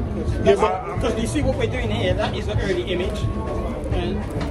And you can see the big It's a bit like Selassie. changing that dark image to this one. Okay, Called the alright. Renaissance. but you know, my brother, you understand that there's a judgment coming, right? Of course. So what should we be doing? Well, as he said, you're supposed to evangelize and preach the word. No. You have to preach. Hold on. When Christ ascended into heaven, what did the disciples say? We have work to do. Yeah, but there's... And that is what you're doing. and You they have did work have work. to do. Yeah, but He gave us work to do. As individuals, what must we do knowing that there's a judgment coming? Be prepared. How? Acts 3:19. Put that down. Come on, get that. Well, I think there's a guy who's the reason around here. You might know him. He's a Rasta guy called Jamie. The book of Acts chapter Listen to this. and verse 19, and it reads, repent ye therefore and be converted, that your sins may be blotted out, when the times of refreshing shall come from the presence Amen. of the Lord Amen. Yahweh. Okay, so you said you still need to be baptized. This is a baptism here. Well, I knew that they showed me the book of Nicodemus when Christ was talking to Nicodemus. Yeah, but this is a baptism. And This is a word. it's a baptism, yeah, I do know. When people you can get the water baptism which John the Baptist did. Yeah, but the yeah. best baptism you get is the word is the word. And it was Because John. it's a learning. It was in the book of John. It was John that actually baptized Christ Yeah, as well. but I'm going to show you this get that precept, and I'm going to show you that Renaissance period of this. But hold on, I would like to know something. Someone says it comes from colonialism while we had those pictures on our I'm walls. going to show you. Why did my parents have those I'm pictures? going to show you. I'm going to show you. Bring your picture. They said it's called colonialism. Yeah, I'm Look gonna- at Matthew chapter 19, verse 16. And behold, one came to him and said unto him, which is Christ, Good master, what good thing shall I do that I may have eternal life? And this is what you really should be worried about. That how do we obtain eternal life? Well, no one actually knows if they're written in the book of life. Neither there's- you. But it's something you have to do to even give yourself a chance. And Verse this is what the 17. brother's reading. And he said unto him, Why callest thou me good? There is none good but one, that is God. But if thou wilt enter into Oh, life, stop there. So what must you do if you want eternal life? You said you know it. No, I know this passage. He said, do not call me good, for there is only one that is good. Yeah, so what? So if you want to enter into life, what must you do? Well, keep the commandments, isn't it? Yeah, I do know. I do know. Hold on, but someone told me that like the 10 Commandments doesn't actually apply There's to more us. than 10. Hold on, no. Well, okay, I do know that there may be So more why than don't 10. they apply to us? Because it's the Old Testament. So what- Christ made the ultimate. Hold on, let me finish. You're gone. Christ made the ultimate Read on. sacrifice, yeah, and was crucified. The Old Testament doesn't apply to us So anymore. I want you to read on. Read on. but if thou wilt enter into life, keep the commandments. Read on. He said unto him, which Jesus said, Thou shalt no murder. So where do we find no murder? In the New Testament or in the Old Testament? I would guess it's in the Old Go on, Testament. read on. Thou shalt not commit Where adultery. do we find out? In the Old Testament. Thou shalt not steal. So where do we find Old out? Testament. Go on. Thou shalt not bear false Where witness. do we find Old that? Testament. Go on. All of them Old Testament. Okay, So what they- are you saying to My me? point is, they're still around. They're still around, yeah, but as you know, Christ came along in the New Testament Alright, so- to teach us a new way. So let's do this. But obviously, it's common sense that you shouldn't know kill. One moment, please, because you said something. I'm sorry to cut you off, but I want to show. I need to. Because what's going to happen is that someone's put you a false narrative. So let's see what Christ says in the New Testament. Right. So, Give me a chance to say what you're saying. yeah. I want to hear both of you. Okay, go ahead. Give me a chance to say what you're saying. Go. No. I will give him a chance. I value your point as much as I want to do. Yeah. Give him a chance. Yeah. I will do. Yeah. So I'm gonna say. Because you know, yeah, and we don't. But that's why It's very frustrating. it's not going. No, but you can see, because when I talk to you, he goes, so you lost me already. So I'm gonna show you, yeah. So this is the book How people of too 1 emotional. John chapter 2. Yeah, I come up because you just said, come up. Read. You can see it's actually small.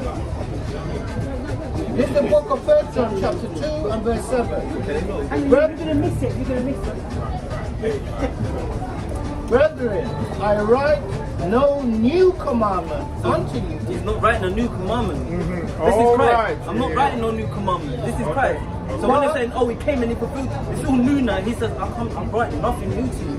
But what? But an old commandment But an old commandment.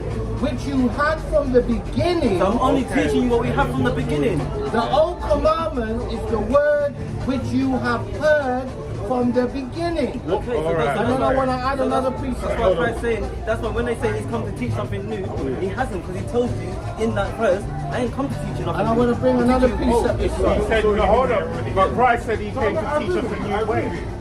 No, what he Hold did- on, because what you must remember is that Moses, I'm not sure, the Islamic law, which the Muslims believe in. No. But the law of Moses is like an eye for an eye and a tooth for a tooth. And Christ taught us a different way. No, he taught us how to perfect, how to walk in them better. Yeah, walking. Yeah. So, for instance, Yeah, he was saying the law of Moses is not relevant. no, why would he say that? And he just told the guy to keep it if he want everlasting life. What passage is this? What passage? The book of 1 This John. is 1 John. That's the New Testament. 1 John chapter 2, verse. Hold on. Hold on. Word is coming out. Word is coming out. One at a time, man. One at a time. Listen to it. Verse 7. Brethren, I write no new commandment. Okay. Oh, let me see Okay, something. I didn't know that. I didn't know that. I do Bible studies every Wednesday. But an old commandment which ye had from the beginning, Yes. the old commandment is the word which you have heard from the beginning. And this is Okay. what I want to read for you as well. Hebrews 8 and 8. For finding fault with them, he saith, Behold, the days come, saith the Lord, when I will make a new covenant with the house of Israel. Yo, that's gone off. No, give him Matthew 5. Can I just bring on before? Okay. Because we said about Moses, law, I just want to show you something. Because remember, Christ is teaching something. Listen to what he says to Yes. the people. He said I'll come to teach you a new Wait. We'll see. Just hear what Christ is saying out his own mouth. This is Matthew chapter 23 and verse 1. Then spake Jesus to the multitude and to his disciples, verse 2, saying, The scribes and Pharisees sit in Moses' seat. Now what does that mean? If I sit in the judge, say a judge has gone on holiday and I'm sitting in the judge's seat, what am I doing? You're representing him. I'm doing the job of the judge. Yeah. Right, can't. So we're Well, the Christ is saying the only way to God. No. He didn't say that. Listen to what he said. He said, the scribes and Pharisees sit in Moses' Because seat. they were the lawgivers. Right. But listen to verse 3. All therefore whatsoever they bid you, meaning command you, observe that and observe and do. The Christ will tell you to do it. Okay. Exactly. So you're saying that the Ten Commandments is still relevant to I'm us? not saying it. Christ is just okay. told you. So what has happened, like you said, brother, you said it in the beginning, this is when we had the conversation, that we got this image and it's through colonialism. Yeah. They taught us their way. They didn't teach us our way. Yeah. Because what they do, they want to... See how way that when we talk, people say, oh, you're reading it out of context. Brother, people need to understand it. And not only on the way, you're going to understand the Well, Bible. I understand, but because even like some of my family that we reason, they don't even celebrate Easter, so they said it's a pagan. It is. Yeah, there's a lot of things. Yeah. And even the Christmas day was changed as well. Everything for you. As someone told me, the real Christmas is the 7th of January. No.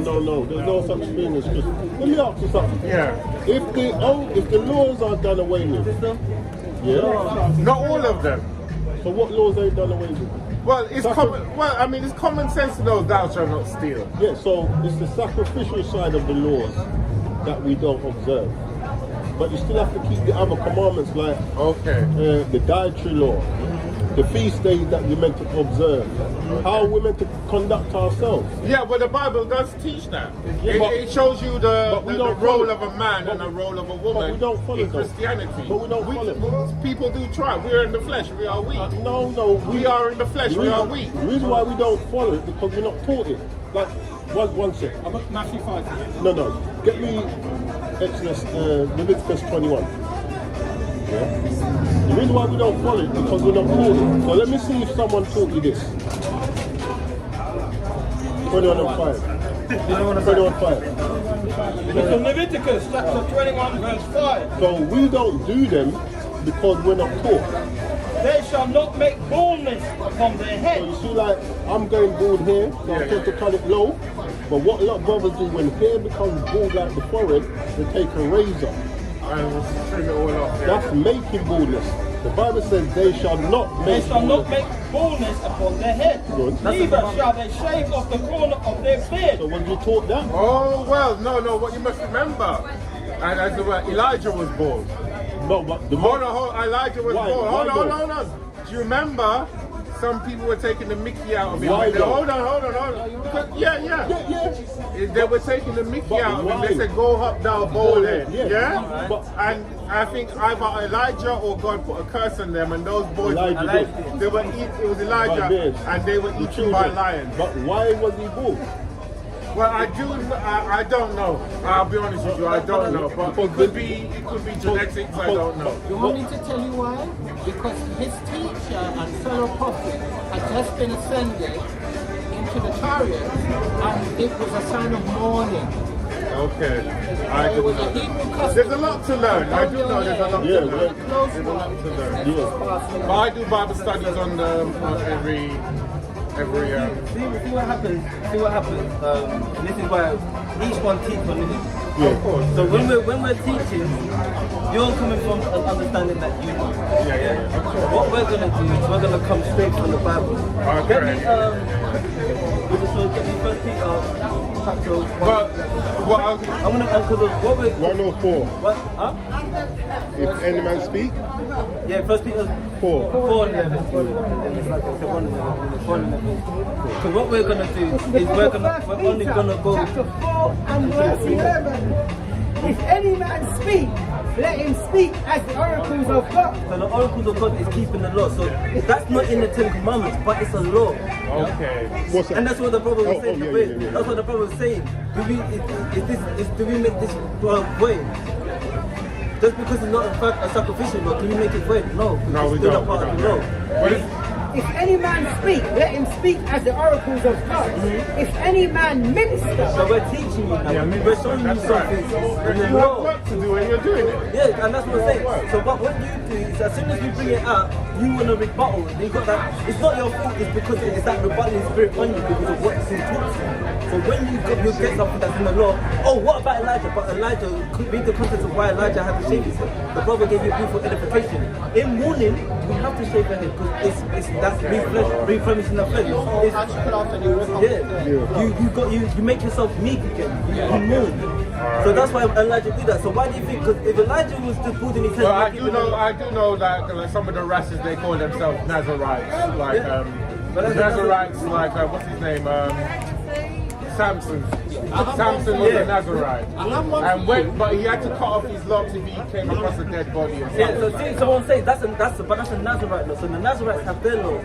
He knows the laws of when you come to encounter a dead body, you have to shave, you have to shave.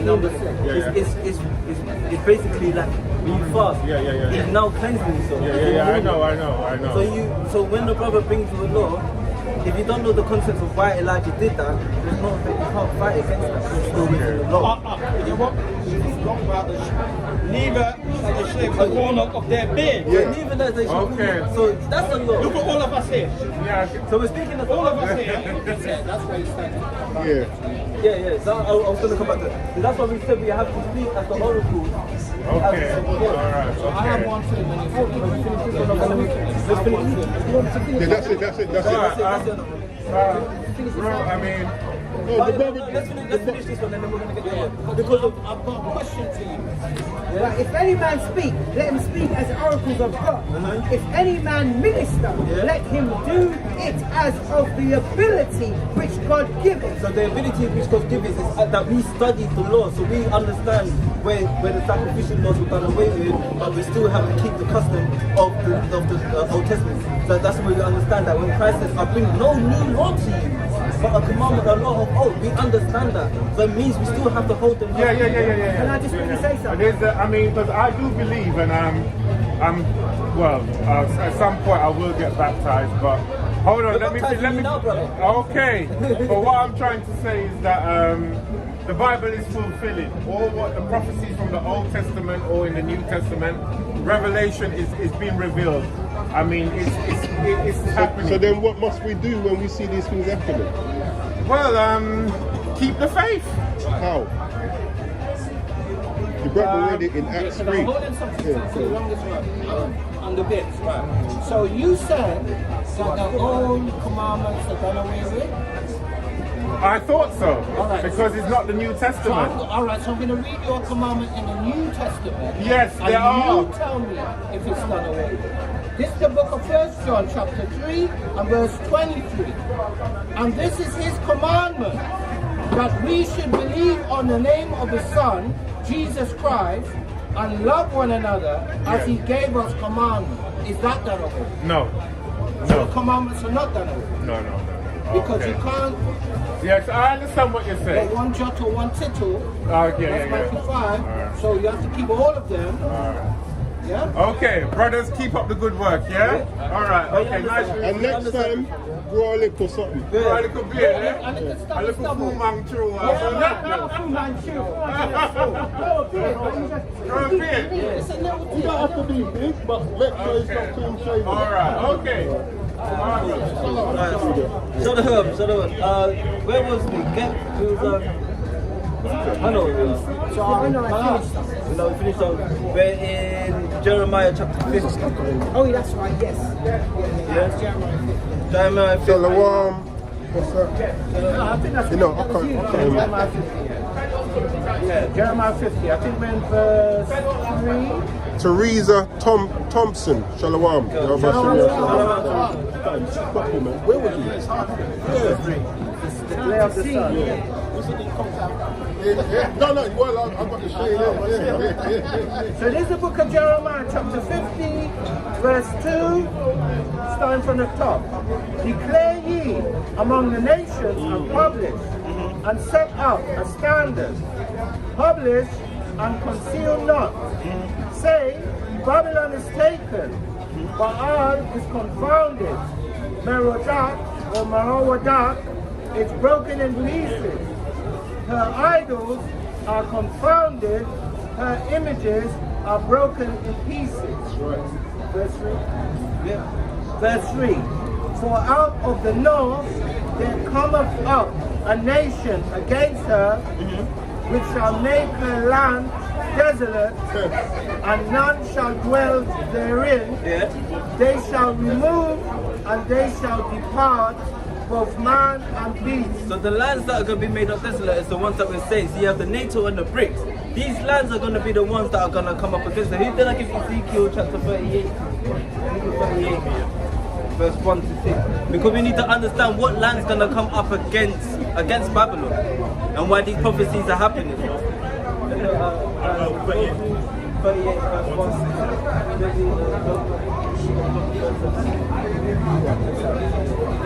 verse 1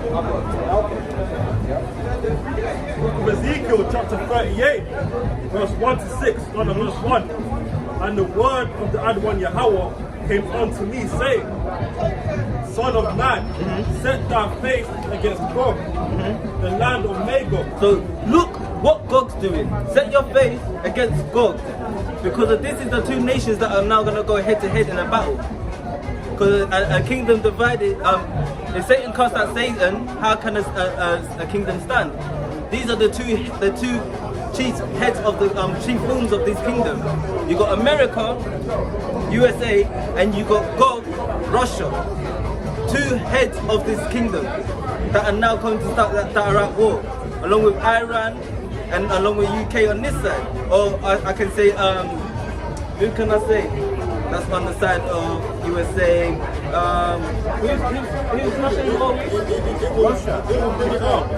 Ukraine, yeah. Ukraine.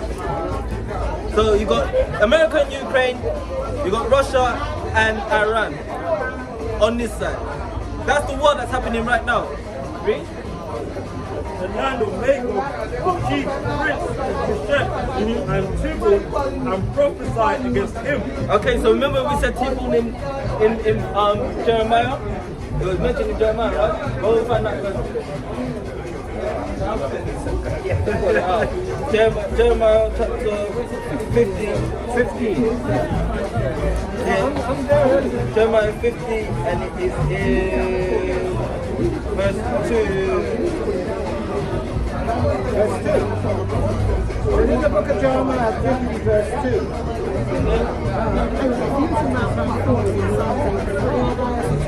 Oh, no. So look, keep reading. So the nation here, the enemy. No, it's alright. So Tebow was mentioned, so Tebow's going to go up against Babylon. So like it, so. and say, thus saith the other one, Yahweh thy power, behold, I am against thee, O God. The chief prince of Meshach and Tubal, verse 4. That's staying back to Russia. Yeah, so when you read, I think it's Isaiah 13, where it speaks about the Medes, and I think in Jeremiah as well it speaks about the Medes. When you go into that word Medes, one of the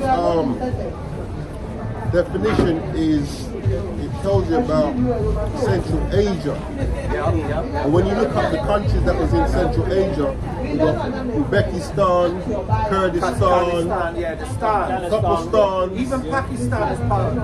and when Northern Pakistan, Afghanistan, Kyrgyzstan. I don't think Pakistan was part of this because when you look at those stans, they were part of the old Russian Empire. Yeah. Was Pakistan part of that? I don't know what Pakistan Northern bit. Yeah. Shalom, Sister Rebecca. Prefer Yabashim Yamshan. So that God will be getting into Russia. Yeah. Verse 4. And I will turn thee back with books like yours, Bringing these nations together. and I will bring thee forth, and all thine army, horses and horsemen, all of them clothed with all sorts of armor, It's going to go into the armies. even a great company with bucklers and shields, all of them handling swords. So this is them now preparing for war. So this is why I was saying in this time, they've already, this is the time that they're in now, they're all preparing themselves for war. With their bucklers and their shields and the army. But they're going to have people that are going to be with them. Verse 5. Verse 5. Persia, Ethiopia, Persia is today Iran. Iran. Yeah? Persia, Ethiopia, and Libya, with all of them shield and helmet. So they're all joined together. So now you can see where the bricks are forming. So it's showing you in Ezekiel this time who the bricks are. And this is why I say you have to be discerned of the times, and you need to understand the nations of the Bible. That's why we said the Most High is not dealing with skin color, it's dealing with nationality. He's dealing with the lineage, he's dealing with a prophecy. Because it's all ordained for this to happen. He said the words that I send forth won't return unto me void. So when he's saying this is happening, it's going to happen. And he's saying be discerners of the time because you need to know when to escape. It's the same way the Messiah said, when you see armies come past Jerusalem, flee to the mountains. Know that the time of desolation is done. Exactly, exactly that. So that's what we had to do. So now we're going to have to do that again. So this is why we have to be discerners of the time. Because he's going to get to that point where we have to up and move. Yeah? When And we you have say to, up and move, not chatting about going to another country. You ain't going to be seeing us out here. you ain't going to be seen as out here. Yeah? And you know, the Bible actually speaks about being pilgrims. You might not be able to settle where you're currently at. You Exactly. have to move from where you are, you know what I'm saying? We have to be like I was with us in the wilderness coming out of Egypt. We're going to have to keep moving. You know? You have to keep What's that? People moving. People moving. No, exactly, you're right. And that's why the Most High gives us the days of like feast days and stuff like that. Day of Atonement, fasting and prayers. That's why he tells us to do these things. Because in the latter days, when it starts getting scarce, you got to be able to go days without food. You see what it is? Like in Ezekiel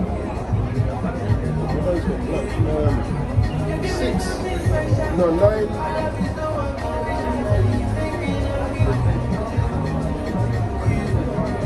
It's 9. It's like it was.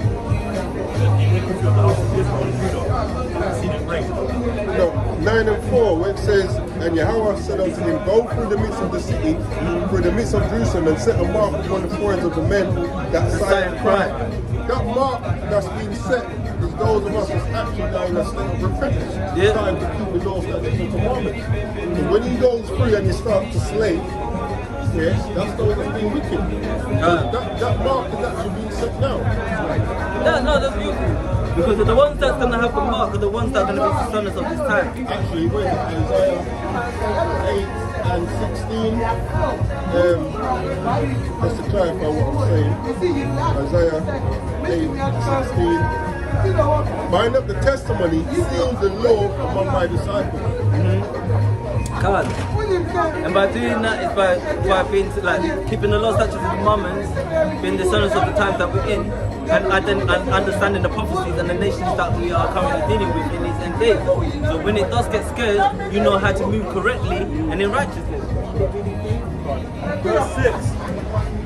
Gomer and all his bands, the house of Tubal of the north quarters, and all his bands, and many people with thee. And that's all the bricks. So now God has set up his army. He's already got them. He's the puppet master right now. Because right now it's Iran and USA that are at conflict. But Russia's sitting there saying, go on, drop your things because I've got that back. Russia is like the head of that global, that brick. 38 thing. It's only a matter of time before they decide to jump in. Yeah. You know what I'm saying? But this is why, when I read in Psalms 119, 59, it says, I made haste to keep thy commandments. Like, seeing these things, that's what we should be doing, making haste. Like the brother's saying, when things starts to hit the fan and really kick off, if you haven't got the word now, you're not going to get it then. You know what I'm saying? Definitely not going to get it then. And the brother mentioned about the laws like the fasting. I say all the time, and I really have to reprimand myself because I don't fast enough. Yeah. Yashrala does quite a bit of fasting, you know what I'm saying? So in that time of trouble, I want to be with him. Yeah. So the food he don't need to eat, I can eat.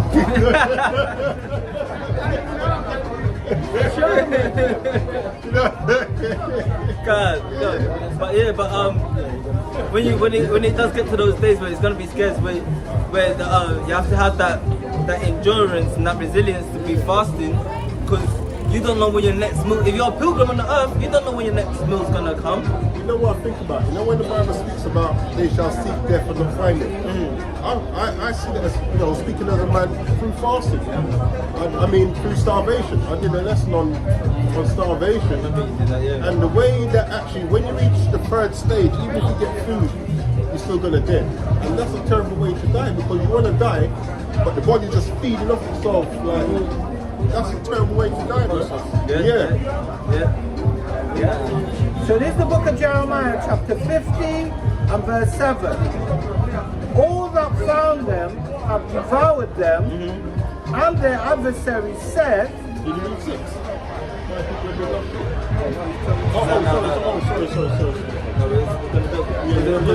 Sorry. So this is the book of Jeremiah, chapter 50 and verse 7. All that found them have devoured them, and their adversaries said, we offend not, because they have sinned against the Lord Yahweh. 5 and 20. The habitation of justice, even the Lord Yahweh, the hope of their fathers. Zechariah chapter 11, verse 5. Whose possessors slay them and hold themselves not guilty. They that sell them say. Zechariah 11 and 4. Thus saith the other one, Yahweh my power, feed the flock of the slaughter. Which is what's been happening now. Our people are being fed, but a lot of them don't want to eat. Verse 5 in Zechariah 11. Whose possessors slay them and hold themselves not guilty. And they that sell them say, blessed be the Lord Yahweh. I am rich, and their own shepherds pity them not. And that's how they conduct themselves. And their own shepherds are these other nations. They pity them not. Like, our people don't pity our misbehavior because of the curses that are upon us. We don't have that brotherly love that we have. So when we discontinue from the laws, the heathens had they prosper their rulership.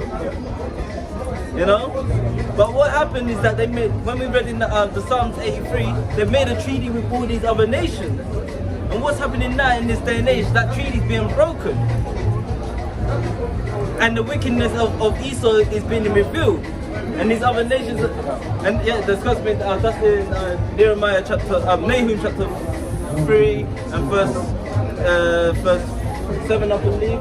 Yeah, it says he's gonna lift up thy skirt, and that's what's been happening. So now they're seeing Babylon's nakedness, and a lot of these nations ain't liking it. So this is why they're going into that war. Verse 8. Remove out of the midst of Babylon and go forth out of the land of the Chaldeans and be as the he-goats before the flocks. Yeah. Verse 9. For lo, I will raise and cause to come up against Babylon an assembly of great nations from the north country. From the where? From the north country. And we just read that in Ezekiel, so we know that north country is Gog and Magog. It means Assyria, Persian. That's the country he's going to raise up against them, which he's doing now, in his time. So being that discerner, we can see that this prophecy is now coming into fruition. So it's no longer, I hear wars and rumors of wars. The rumors are no longer rumors. It's happening in this time. So he's not going to say, and it shall come to pass. He's going to say, and in this time, it's coming to pass. It's being fulfilled. That's what we're saying now. It's being fulfilled. From the north country, and they shall set themselves in array against her. And that's what they did, because of after the whole lockdown thing, Russia, Iran and China, they said they're not going to be dealing in dollars no more. They're going to be dealing in natural minerals, yen, gold, silver, diamond, oil. That's why they try to cut off the oil rigs and all of that, because they're only dealing with the Eastern Hemisphere. I always say to our people, if you want to know what's going on in the world and how to prepare yourself, watch news outlets like Al Jazeera. Because they will show you, because the Eastern Hemisphere don't hide their news. They don't hide what's going on. They keep it plain and simple in your face, plain upon table. Where the Western Hemisphere will sell you butterflies and they see guys. They'll sell you dreams, man. Sell you dreams. So that's what. So when you want to know what's going on in the world, look at the Eastern Hemisphere, and then you're gonna see, because they're not gonna even lie about what the Western's doing. They're gonna expose the Western, and what the Western will do that smooth word and that words like buttons and speak sweet ones. What's that news channel? So you watch RT News, you watch Al Jazeera, you watch Indian Times. A lot of the news agents in India give you correct news. Exactly. And that's why Al Jazeera got shut down a few years back. They got shut down real quickly because they was exposing too much. Like you got Shane Weber, I think that got locked down fully. Mel Keb, I think was Mel Keb got shut down. That was showing you a lot of the destruction, like the water, the floodings and all of these things that was happening on a regular basis. They started to shut them down. Yeah, exactly that. So that's what and now you have to cross-reference what the Eastern's saying to what the Western's saying, and then see how much it aligns up with who's telling the truth and who's lying. Because what the thing that happens with Esau is that he speaks a sweet game and then rebuttals against these words, and now people are starting to wake up and notice that he's doing it. Everybody knows that this man's a liar. Even when we had in Boris, everybody knows this man was a liar. But because it says, as is the ruler, so are the officers. So they just kept him in. Because they're just as wicked. You know what I'm saying? Exactly that. And I said this as well. When Trump first sat on that presidential seat, remember he was on that seat for 4 years. Yeah? He had 4 years of planning of what he was going to do, and he's telling everybody, this is what I'm going to put in place. And then he had 4 years of rest to make sure it's all prepped. He come back and got presidential again, so that's another 4 years of him being on that throne. And everything he said in the first 4 years is set to pass now. He's doing it.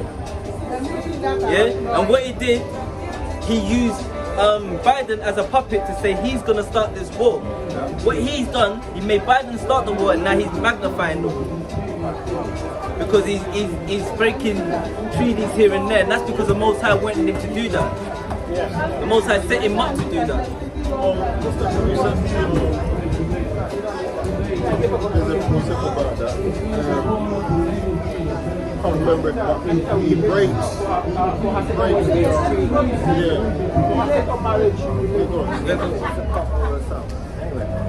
Continue. Verse 8.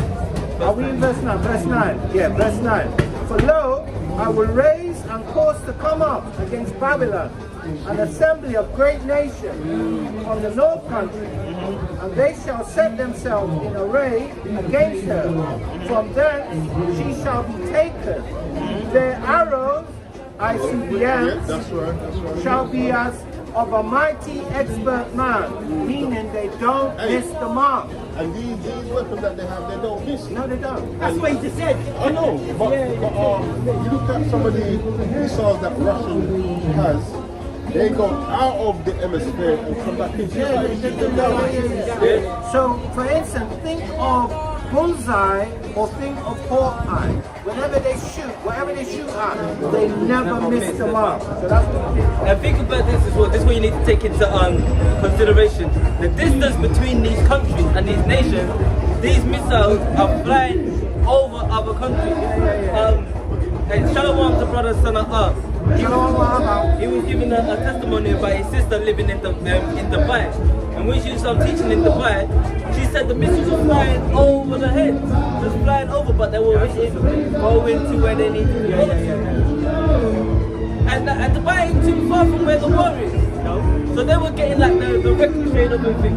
And what he said, she can go up. She went out in it, her being the Eve. Her being the Eve. She was going out in the street like it was nothing.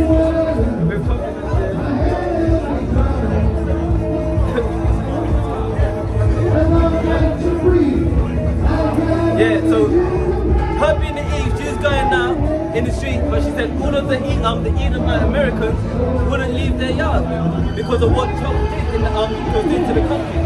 So the American teachers that were in that country, they're like, now we're going back home to America because they fear for their lives because they're in a foreign land. In the same way now, all of the nations are rising up against the Israelis, the Amalekites.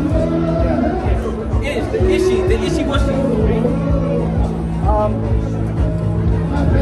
None shall return in vain. None shall return. So where he shows it, it's not going to return in vain. Good brother? Yes. Yeah? Yeah, what Bible should do? What Bible should do? They're not for sale, just showing. Yeah. Right, okay. So the ones that we use, 1611, which has that in it. Christianity is based off that. Negro Bible, I told you. Christianity is based off the Ethiopian Bible. So this is remnants of the Ethiopian Bible. No, this is what they used to give to the slaves. Right. So the Negro Bible Right. has books missing. Right. But the Ethiopian Bible has from history, before this time, that Ethiopia has the true answers, and the Bible, which is the Ethiopian Bible, that has all the 88 books, and the books that the mainstream has come out, that this will happen everything. Well, the 1611 has 80 books. Right. It's got these books in there that they took out. Right. We don't use the Ethiopian Bible. Right. Why? We use it as books like the Book of Enoch. Why don't you use the Ethiopian Bible? Because it has books in there like the Book of Enoch, which is not biblical. And plus the Book of Enoch comes from a fragment about their sites. Can't write a whole book from a fragment that size. You know what I'm saying? And there's other books in there that we don't use. So we just stick to the King James, which comes with the Apocrypha. And we use these books that they took out, Maccabees, Baruch, you know, all of those books there. Okay. That's what it's showing you. So New Testament, Old Testament, New Testament, Apocrypha means hidden books. And the reason why they took out these books is because it mentions the Greek captivity. So coming from the Old Testament, we went from the the Babylonian captivity, and we had the Persian Media captivity, Syrian captivity, Greek captivity, Roman captivity, and modern day captivity. In the Old Testament, it's not mentioned of the Greek captivity, so you can only find it in the Apocrypha. So the reason why they took that out is because it talks about a time when Alexander was ruling. Well, Alexander didn't call him Alexander the Great. They talk about his rulership and then his disciples that come after him, or his followers that come after him, and then how the nation split. And what they did to bring our people was to start following these ideologies. Yeah. And the reason why we don't really consider with the Ethiopian Bible is because the Bible is written in the Hebrew. So we know from the Old Testament it's written in the Hebrew. Right, study the Hebrew. So give me second Israel 6:54.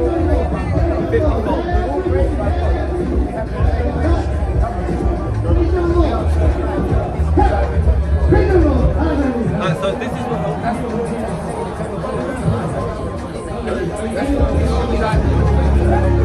yeah, but it's also gonna stay because this is why they took this out of the book.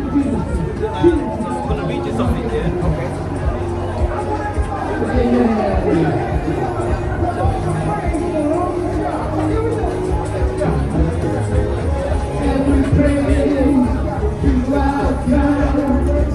Second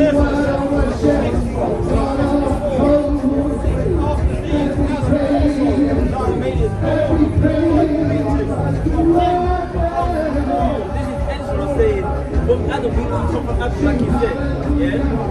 And the people also bring down the trees. So the people also who you have chosen. So yes, people from Adam, but you have chosen people. So we're not all equal, we're not all the same. You've chosen the people. Yeah? All of this have I spoken before thee, O Lord, because thou madest the world for our sakes. For the Israelites. This is what everybody asks. What about the other nations? As for the other people, which also come from Adam, thou hast said that they are nothing. They are what? That they are nothing. But those other people, they're nothing. They're not relevant to me. I'm chosen people. This is the Bible. King James Apocrypha. This is why they took it out. Yeah, 1611. But this is why they took. This is the hidden point. The reason why they took it out. Because if people see this, we will be like, oh, God wants separation. In order to get state control, let's get rid of this book, let's get rid of slave Bible, let's teach them our God. So that means, yeah. So but now we're finding the original Bible. They can't argue. So the read.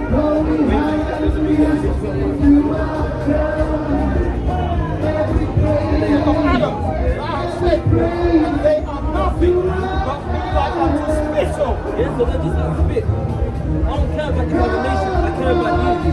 Because you are the salt of the earth. That's why he has a chosen people. That's why he has a chosen people. And has likened the abundance of them unto a drop that falleth from a vessel. And it's the same like if you drop a bottle, you're carrying water. If you drop that piece of water out there, you're going to be mad about it. Are you going to be mad? If there's a little bit of that, you're going to be like, oh, drop it. You're going to be like, oh, keep going. That's why he thinks about the other people. But for the Negroes and the Latinos, the Israelites, the ones that put the person, he said, you're my baby. The angels put their baby, you're my baby. As a nation, you are mine. I'm going to punish you because you're not listening to me. It's like you having a child. This is the language like you're a man. You have two sons.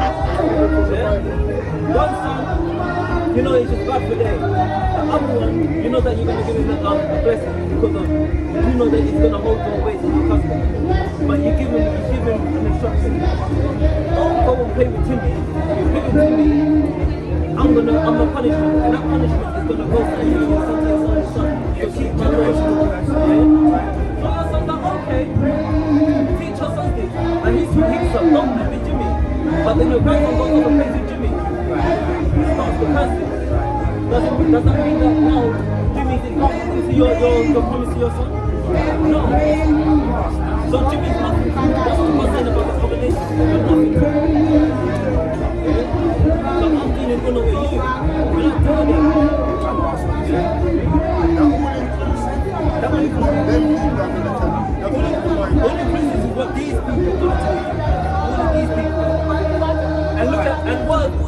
got in common?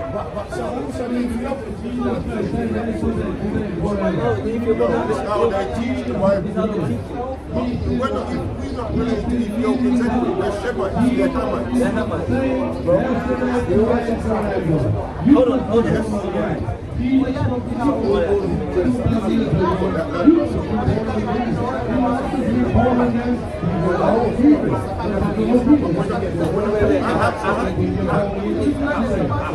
So you said that we believe that we all come from Africa. No, that's acceptable. You made a statement. That's what you said. Right. Do you know there's a thing called Pangaea? So Pangaea is the only continent in the world. So that's prior to the flood. So that concept of broken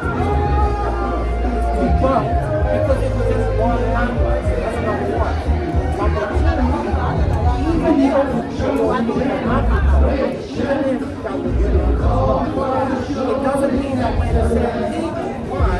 Because we have different tribes and different ancestors. So the thing is, even if we're living in England now, but East Indian people live in Afghanistan, all over here. So we don't all call ourselves regulars, but we're not all the same people.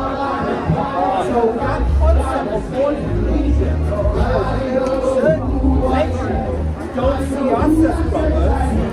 Okay then, so let's keep it real. So people the position of man, he said, but like, unto the other people there's nothing. This is why we can't all be kinfolk. Yeah? We're never saying not all skin This folk was is skin folk.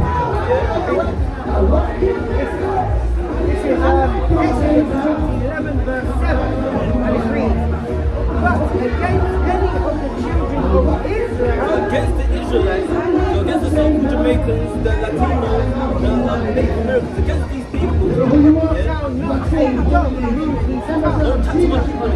So against your son, don't chat to my son. Yeah? Against man or beast, that ye may know how that the Lord does put a difference. Does put a difference. So Timmy and your son, they're both dark skinned, melanin, but there's a difference. Yeah? That the Lord does put a difference. You're not right. Just because you're the same skin tone, it doesn't mean you're of our nation. You're a Hamite, he's a Shemite. Yeah? So in that connotation, we're not all the same people. So we ain't all got the same blessings. Give me Deuteronomy chapter. This is Deuteronomy chapter 7 and 6. Deuteronomy chapter 7 verse 6, and it reads, verse 7, Deuteronomy chapter 7 verse 6, for thou art an holy people unto the Lord thy God. Holy means set apart, it means separate, yeah? The Lord thy God has chosen thee to be a special people unto himself, above all people. So above all people, he set us above these people. Our people love to always graft in people. Yeah? I've always said, I use this analogy as well. Negroes never start a war with someone. We always want to invite people into our house. But these other nations, as soon as we something they don't like or they see they don't like, what do? They attack us straight away. We're such a loving nation. That's why the Most High loves us, because we love. But as much as we love, we can also do some wicked things. Because if we're gonna bust somebody's head, we're gonna bust someone's head. And it's normally our own who bust first. That's what they say. That's what we're known for. Exactly. But we rather now sell our own before we even look at the other nations. Instead of uniting, we rather do that. But instead we're special people. As you said, above all people. Above all people. So if we start uniting as the scriptures, above all people, that are upon the face of the earth. we'll be It in says that verbatim. we'll be in our rightful ownership. Yeah? Ezra chapter 5 verse 27. And among all the multitudes of people, thou hast hast got thee one people. One people. And unto this people, whom thou lovest, thou gavest a law, that is the proof of all. So that means that one people, that one nation of people, he only gave the law to them. And what we come to teach our people is that we are those people. We are those people because we fit the purpose that mention how we cannot identify who we are. Yeah? And one of the things that we identify with our people is that we're smitten with madness. Madness means we believe anything that these people. Not just that. What color are you? What color are you? I'm black. What color are you? Madness. See the madness. What color is your tracksuit, brother? What colour would you say this is? That's black. This is black. But what color are you? What colour would you say that is? I'm brown. That's madness, brother. Who taught us that we were black? Look at him. All right, but can you hold on? Right. Can you So wait there. So how come you got different shades of black now? or different shades of brown? Different shades. So how come there's Listen, So we're we're not different shades. called black, right? yeah? Can you get an Indian man darker than me and you? Can you get one that's darker than me and you? You can. Yes, you can. Are they black? But we all the same. No, Everybody are the they, same. no, listen to the question. Are they black? Because you're going to say I'm answering this smart. No, the point is, Are they black? us They're being, classed as us, Asian. us calling us black is not a race. They're classed as Asian. Yes. Yeah? The point of me saying that is that us calling ourselves black, black is not a race of people. God called us Israelites. And this is how, when you read Deuteronomy 28 and 28, it says, thou shalt be smitten with blindness and madness. That's one of the madness, my brother. You know what I'm saying? God called us Israelites, not black. And look up the word, the definition for black. Nothing good comes from that definition. That is. I'm grasping the same. But that's what we come to do, teach our people we're not black, we're Israelites. Can I just say one thing to you, brother? So, a color is listed as an adjective. A name of a person is listed as a noun. It is incorrect to call the name of a people by an adjective. So let me clarify this. This is English grammar. So what you're saying about the races, that's when here came up with the names for the colour of the races. Well, when you look at in history, in 1681 is when they put it in law to call themselves white. Before that, it wasn't there, and that was to put. Before that, what was what then? You be called By a nation. yeah, or maybe your tribe. Yeah, exactly. Yeah. Which is your nation. Yeah. I can give you a clear example. When we're learning about history and historical poetry, what era would they call Macbeth? Macbeth in that era, it would be the Jacobean era. Why would it be called the Jacobean era? Because of the Jacobites were in that era. That's the era of Jacob. So when they say, what nation do you come from? I come from the nation of Jacob. That's my era. Yeah? But now, after that, that's when they started bringing in the connotation of color. Yeah? Of course, white supremacy. Because what happened? That's right, we agree. What happened before that? They put in a law to try and stop the white woman from sleeping with the black men. That's right. That wasn't working. So they modified it in 1681 and put, if you didn't identify as white, you couldn't press charge against someone that was non-white. If you didn't identify as white, you couldn't press charge against someone who identified as white, and you couldn't own weapons. Right, that's right. Can I just validate what you're saying? So in America, they have people that are designated to go to different areas and do census, write down the population, the names, the tribes, so on. And around that same time, they stopped writing down Native American, Cherokee, Aniawea, Blackfoot, so on, and they started using the terms colored, That's right. black, mulatto. So this is where they transferred the tribal names or the knowledge that people have. Shalom, your fair Israel. And then they classified them by bywords. Right? So even it happened even to the American Indians. Because each part of America had a native Indian or indigenous Aborigine tribe. Indigenous people, us. Glad you know He's in that. his book, I'm glad you equals know us. that. Yeah, that's We correct. left the markers all around the world. That's correct. But what I will also say, when God created mankind, He created nations of people, but He chose us out of those nations to be His people. So in the Old Testament, they'll be referred to as the sons of God. Then that went through after the flood through Shem seed line, then Abraham, Isaac, Jacob, then the 12 tribes, and we come from one of the descendants. 12 tribes. Right. Yeah. So But there's no equality in the Bible. we don't disagree there. Yeah. Because Yeah. the descendant line, we're agreeing on. But the thing is this though, as a chosen people, why are we in the condition that we're in? The brother's gonna... Because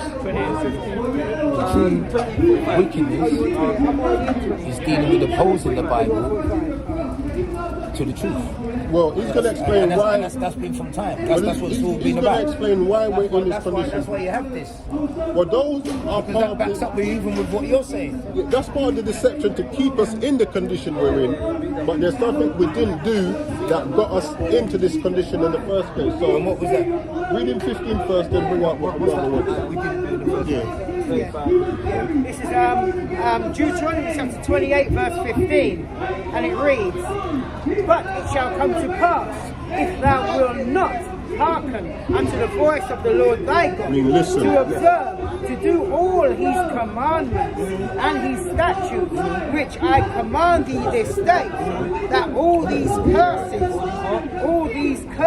And we know as Negroes that curses is not a good thing. Right. Yeah? But this is coming from the Most High. So like I said, when your son wants to go and play with little Timmy there, he said, I'm going to punish you. This is the punishment. All these curses are going to come. shall come upon thee and overtake thee." Yeah, so this, if you go and play with Timmy, this is gonna happen. So now give him So now this is one of the questions. 37, Deuteronomy 28 verse 37, "And thou shalt become an astonishment, a proverb and a byword." You go to China now, or go to some of those parts, they're gonna look at you. What nigga. Astonishment. It's a byword. It's a byword. A byword is being called outside of your biblical nationality. Now, everyone today most people ain't being called by their biblical nationality. But if you look at us, I'm not going to ask your age, but say 40s, right? No, I'm 52, 53. Okay. Now, in your 50 odd years, as a Chinese man always been Chinese, been called Chinese. As the Arab man always been called Arab. What have you been called? British or West Indian. And what else? Afro-Caribbean. Afro-Caribbean. That's the bywords. You see? We've been everything. But the point is, we'll become a byword. They've always been Chinese from my lifetime. Always been Arabs, always been Indians. But why is it our names keep changing? It's to hide Every who like we are. 10 years or something. It's definitely to hide who we are, to hide the truth. Because listen, they won't even agree that listen, Queen Charlotte is mixed. We know Queen Charlotte is mixed race. We know that they descend. But they can't agree to that because then. Oh, King James was black. King George III. The Queen Josephina, Queen Charlotte. Come on now. Yeah, come on now. So second black boy. Yes. Down to Harry and all that. It's not just Meghan coming. Harry and all of them, Charles. So, but Meghan now, Meghan is the seed of her father, so she'd be classed not our people. She'd be an Edomite. That's what you said. Like we said, no, it's kinfolk, it's kinfolk. Because she looks like us. She's not one of us. She's got that, It's the seed of your father. Another one that shocks people, Bob Marley. Bob Marley. Right, same again. Right. Yeah, he looks like us. He's got the woolly hair, but his dad he was a slave master. He owned plantation food. His mum was a house Negro. Yeah, she only got out of that because of the. You know what I'm saying? So you're saying not even mixed race. You're saying There's no such thing as whoever your father is. Yes, your father. Yeah, the brother's gonna show you in the precepts. Yeah. You're gonna read Look at it. Numbers chapter 1 and verse 18. And they assembled all the congregation together on the first day of the second month, and they declared their pedigrees. So when you see a dog and he's got two Dalmatians, You're not going to mix a Dalmatian with an XL bully. You're not going to do that. You want the seed line to be. Where does the purity come from? The dad, didn't it? So that's what it's saying. Their pedigree or their purity after their families by the house of their fathers. By the house of their fathers. So you are who your father is. Regardless of how you look. Regardless of how you look. So you could be a Negro man that sleeps with a so-called white woman, and then your son then sleeps with another white woman. Throughout the ages, it's gonna get a lighter tone, but you still stem down from your father's seed. So that man that looks like a white man could be a so-called Negro. And vice versa. And vice versa. A white man can sleep with a black woman, and then his son's like, oh yeah, I got the feel for that, I want to sleep with one too. And it's gonna keep getting lighter and lighter and lighter. Darker and darker. I mean darker. And then when he gets to dark, you're gonna be like, oh yeah, I know a brother that's like that. I was talking to him and he's like, yeah, my granddad's white. But we've all descended from that though. We've all, even with what you're saying, we've all got mixes in us. No, but there's a separation though. There's a separation. Then 25. No, 32, 8. Huh? All of us have mixes. All of us have mixes. It's come down so much. It's come down so much in history that all of us have mixes. We've either Caucasian, Asian, this and that, whatever in us that we can't get away from. We've got Caucasian in our blood. No, you do what you did. No, do what you did. No, you do what you did. They raped so you can't say that they're not in our blood because they're in our blood. Go on, what you saying? During the slave trade, So you create this not the Arab slave trade, you talk about the transatlantic slave trade. That's right. All of us, including, because everybody was slaves, whites, blacks, everybody was slaves, right? Everybody was raped and pillaged. The bloodline of others is pushed into. But this is why the brother's saying you are who your father is. So regardless of what I just said, your father who your original bloodline is. Yeah. That's what it is. Regardless of how you look. That's why we say not all skin folk is skin folk. Just because of, this is another thing that's with our people that really has to do with my people. Just because of all the other nations, some of them went into slavery, they say they were slaves. It does not match the pillaging and the slavery that we went through. The genocide that we went through as a nation. Because ours is, when you look at it, it's capture slavery. There's where they had indentured slavery. So that there is void. When they say about the Irish race, that is void. And the Irish signed a decree, a decree to say we're gonna work for you for this amount of years, and then we're gonna get slaves of our own. Slave catchers. And that's why they become paddy rollers. That's where they got their leverage. The police they become a policing system. That's where the police come from. Right, so, yeah, I just want to mention to you, in terms of slavery, all nations dominated other nations. That's right. All nations put other nations into tribute, meaning, I'm going to leave you there, but you have to give me money and you have to give me resources. What sets us apart is two concepts. One, the brother brought out, chattel or cattle slavery, where the slave is not considered a human being.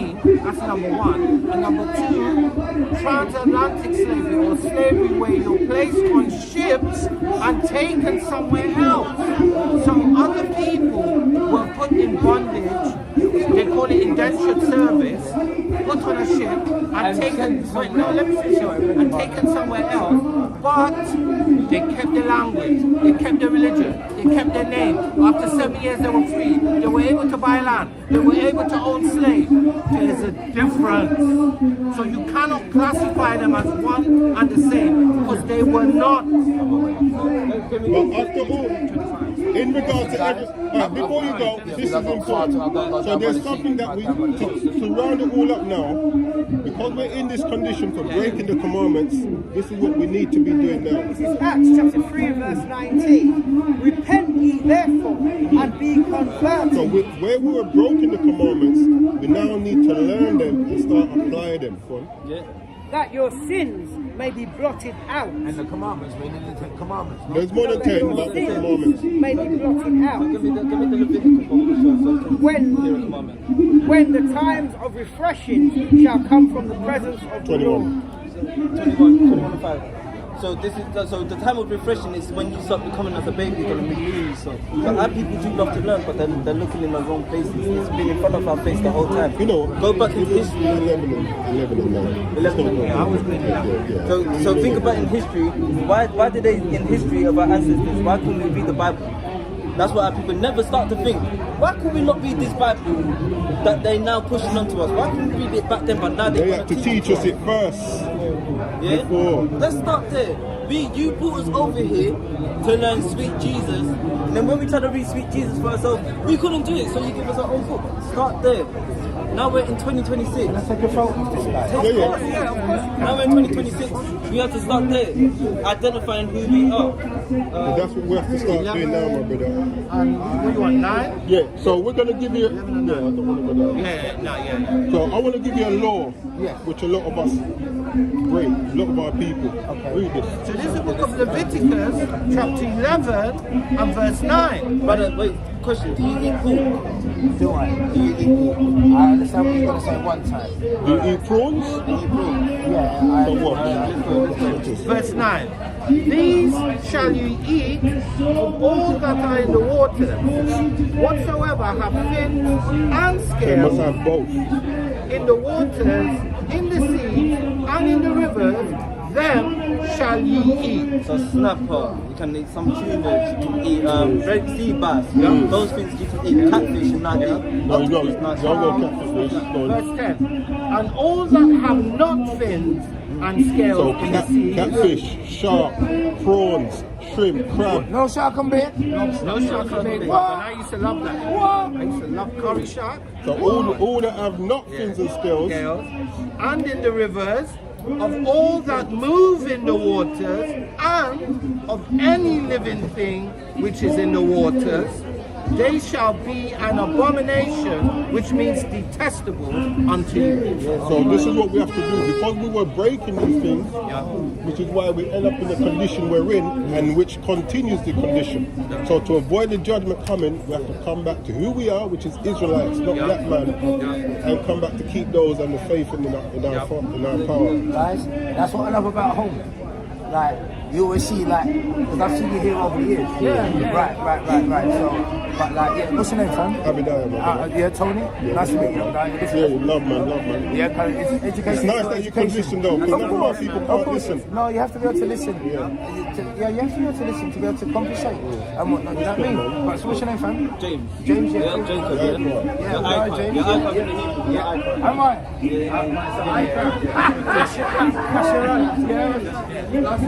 Rawaban, bro. Rawaban. Where was I from in Trinity? Yeah. Paratala. Right, okay, so well, I'm Laventille Road, Port Smith. Are you serious? Yeah, no, we're from Laventille. Yeah, Laventille. Yeah, man. So you're telling the story? Yeah, well, you mean that? I just become a citizen and I go back there every season now. You still go back? I did it for years and years. I just become a citizen in the last year. Okay. And I went so back now you sorted yourself out. Yeah, to go back and Man over there now, bro. It's mad, but yes, it's crazy, but It is what it is. You gotta keep it real. you know, so home is still home, and it's nice to come back home and go home.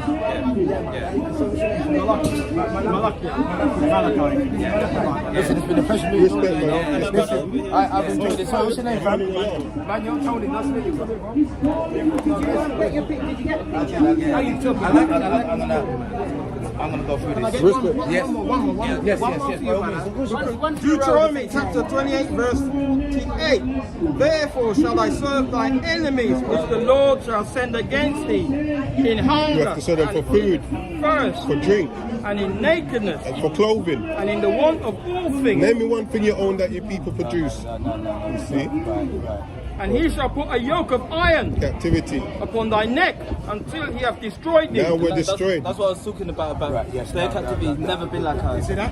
Right, so I only found this out when Yes, I went back home when I was 3, 12 and something else. But when I went back when I was 19, Mum just said to me, get up one morning. I said, why? She said, I'll take you to the fish market. I said, what? And she said, the next morning, she said, we're going to the museum. When I went to the museum, that's when I started realising, but wait, the figures and the dates that you're we're 1,000 years beforehand that we're it blew my mind. And then from that now, so the last 30 odd years, it's just research, this and that, to know what I know and understand what I understand, amen? And, but yes, this is...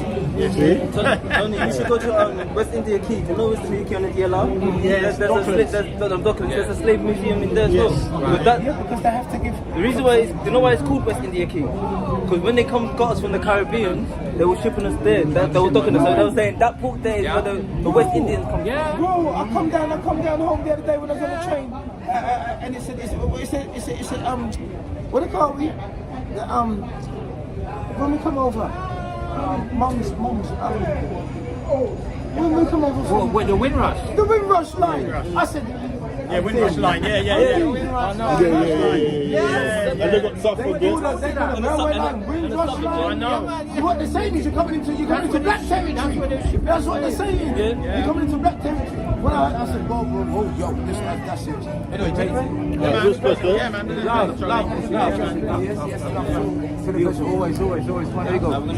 Yes. I've seen your face before when I was about the area when I was younger. Yeah, I'm familiar. Yeah, I'll do it. Yes. But anyway, listen, I'll see you again. Man. Nice. Yeah, man. All right, take it. All right. Just start talking. Everybody get the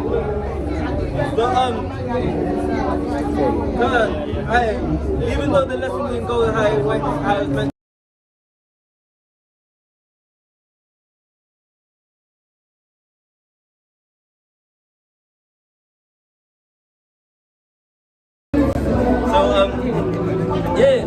But with that little lesson there, I hope you are edified. I will try and get more information out there by the time that we'll continue the lesson. Because it is something that our people need to be aware of, especially in this time. That let me quickly the one from Paul, please, where it says, my heart says that Israel might be saved. Romans 10. Whoa. You see. So like it is, right?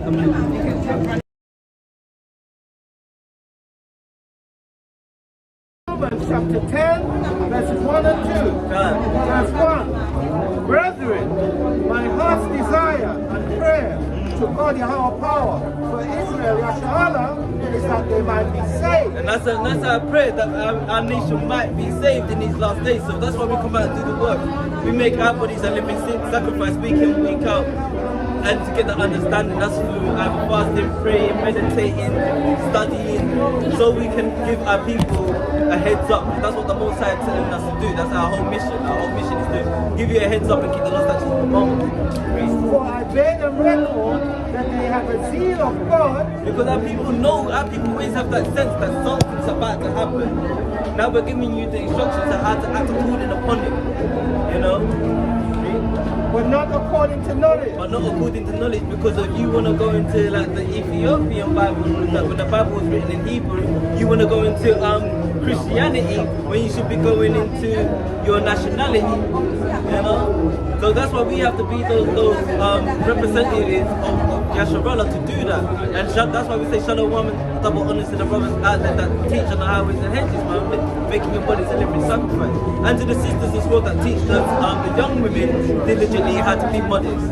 You know, that this is a mighty job to have. And sometimes it can get weary, but we're gonna keep doing it until that let me get that last one and then we can close that. Get me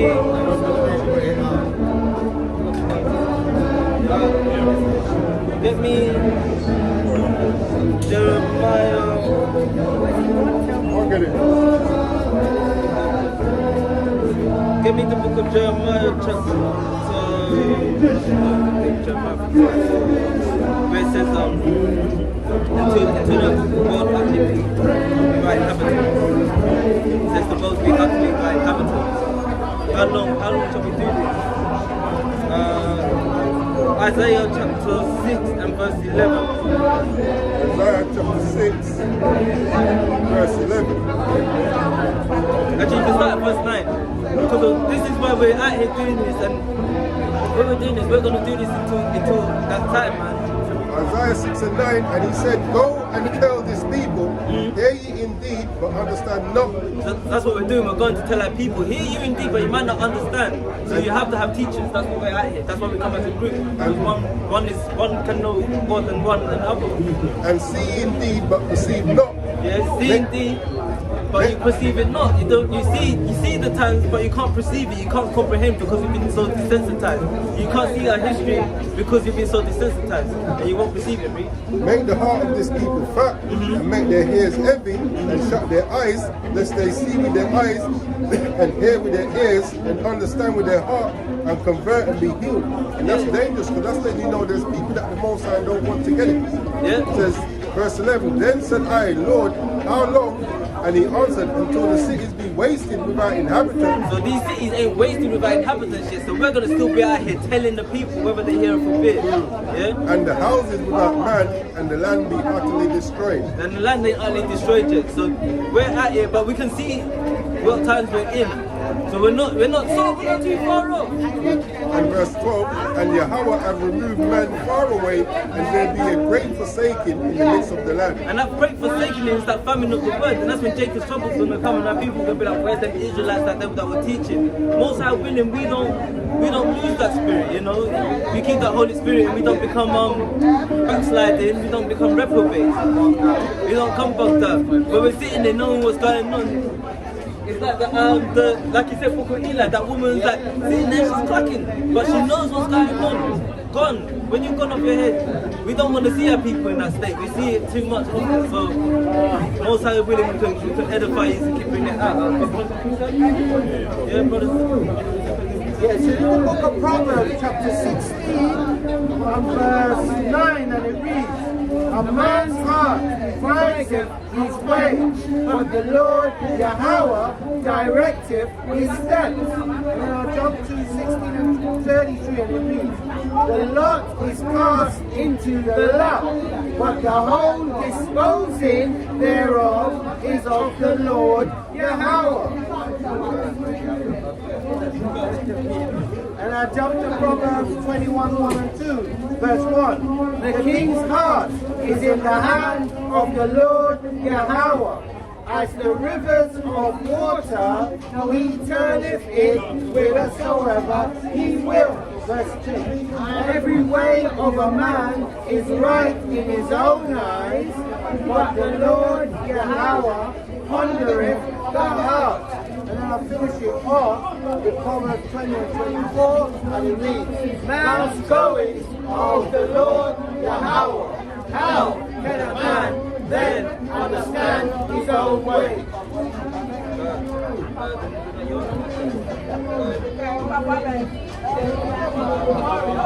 Deuteronomy chapter 30 verse 2, and shall return unto the Adonai Yahweh thy power, and shall obey his voice according to all that I command thee this day, thou and thy children, with all thine heart and with all thy soul. This is the book.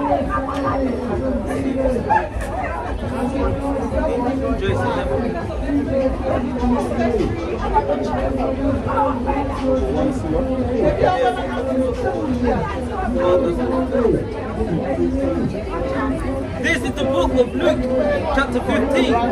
Likewise, I say unto you, there is Luke chapter 15, verse 10. Likewise, I say unto you, there is joy in the presence of the angels of God over one sinner that repenteth. That's right on point. The book of Hebrews, chapter 10, verse 21. It is a fearful thing to fall into the hands of the living power.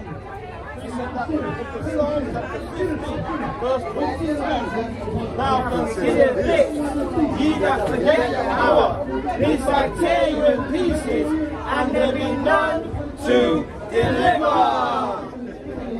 And studying first, Proverbs 4 and 7. Wisdom is the principal thing. Therefore, get wisdom, and with all thy getting, get understanding. Psalm 111 Psalms 111 verse 10. The fear of Yahweh is the beginning of wisdom. A good understanding have all they that do His commandments. His grace enduring. I did it purposely. It's getting deeper and deeper, isn't it? I'm going to wake him up somehow. And as you know, right now, we're going to go to the conclusion of the whole matter. Everything we brought out previously, the brother brought out today, and lessons to come. At the end of the day, when all is said and done, this is the conclusion of the whole matter. Ecclesiastes chapter 12 and verse 13. But here, you don't have this yet. Ecclesiastes chapter 12 and verse 13. Let us hear the conclusion of the whole matter. Fear Yahweh and keep His commandments, for this is the whole duty of man, every Israelite man, woman, and child. Verse 14. For Yahweh shall bring every word into judgment with every secret thing, whether it be good or whether it be evil. So if you're learning the commandments and keeping them, continue. But if you're not, learn them and do them, because it is your reasonable service. So, order for everyone that joined in, Lord willing, the lesson was edified. But with that, we're going to flow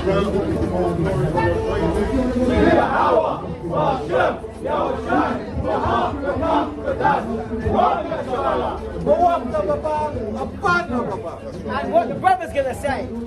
Shalom. And there you have it. This is Yahweh's messages, and with that, we out.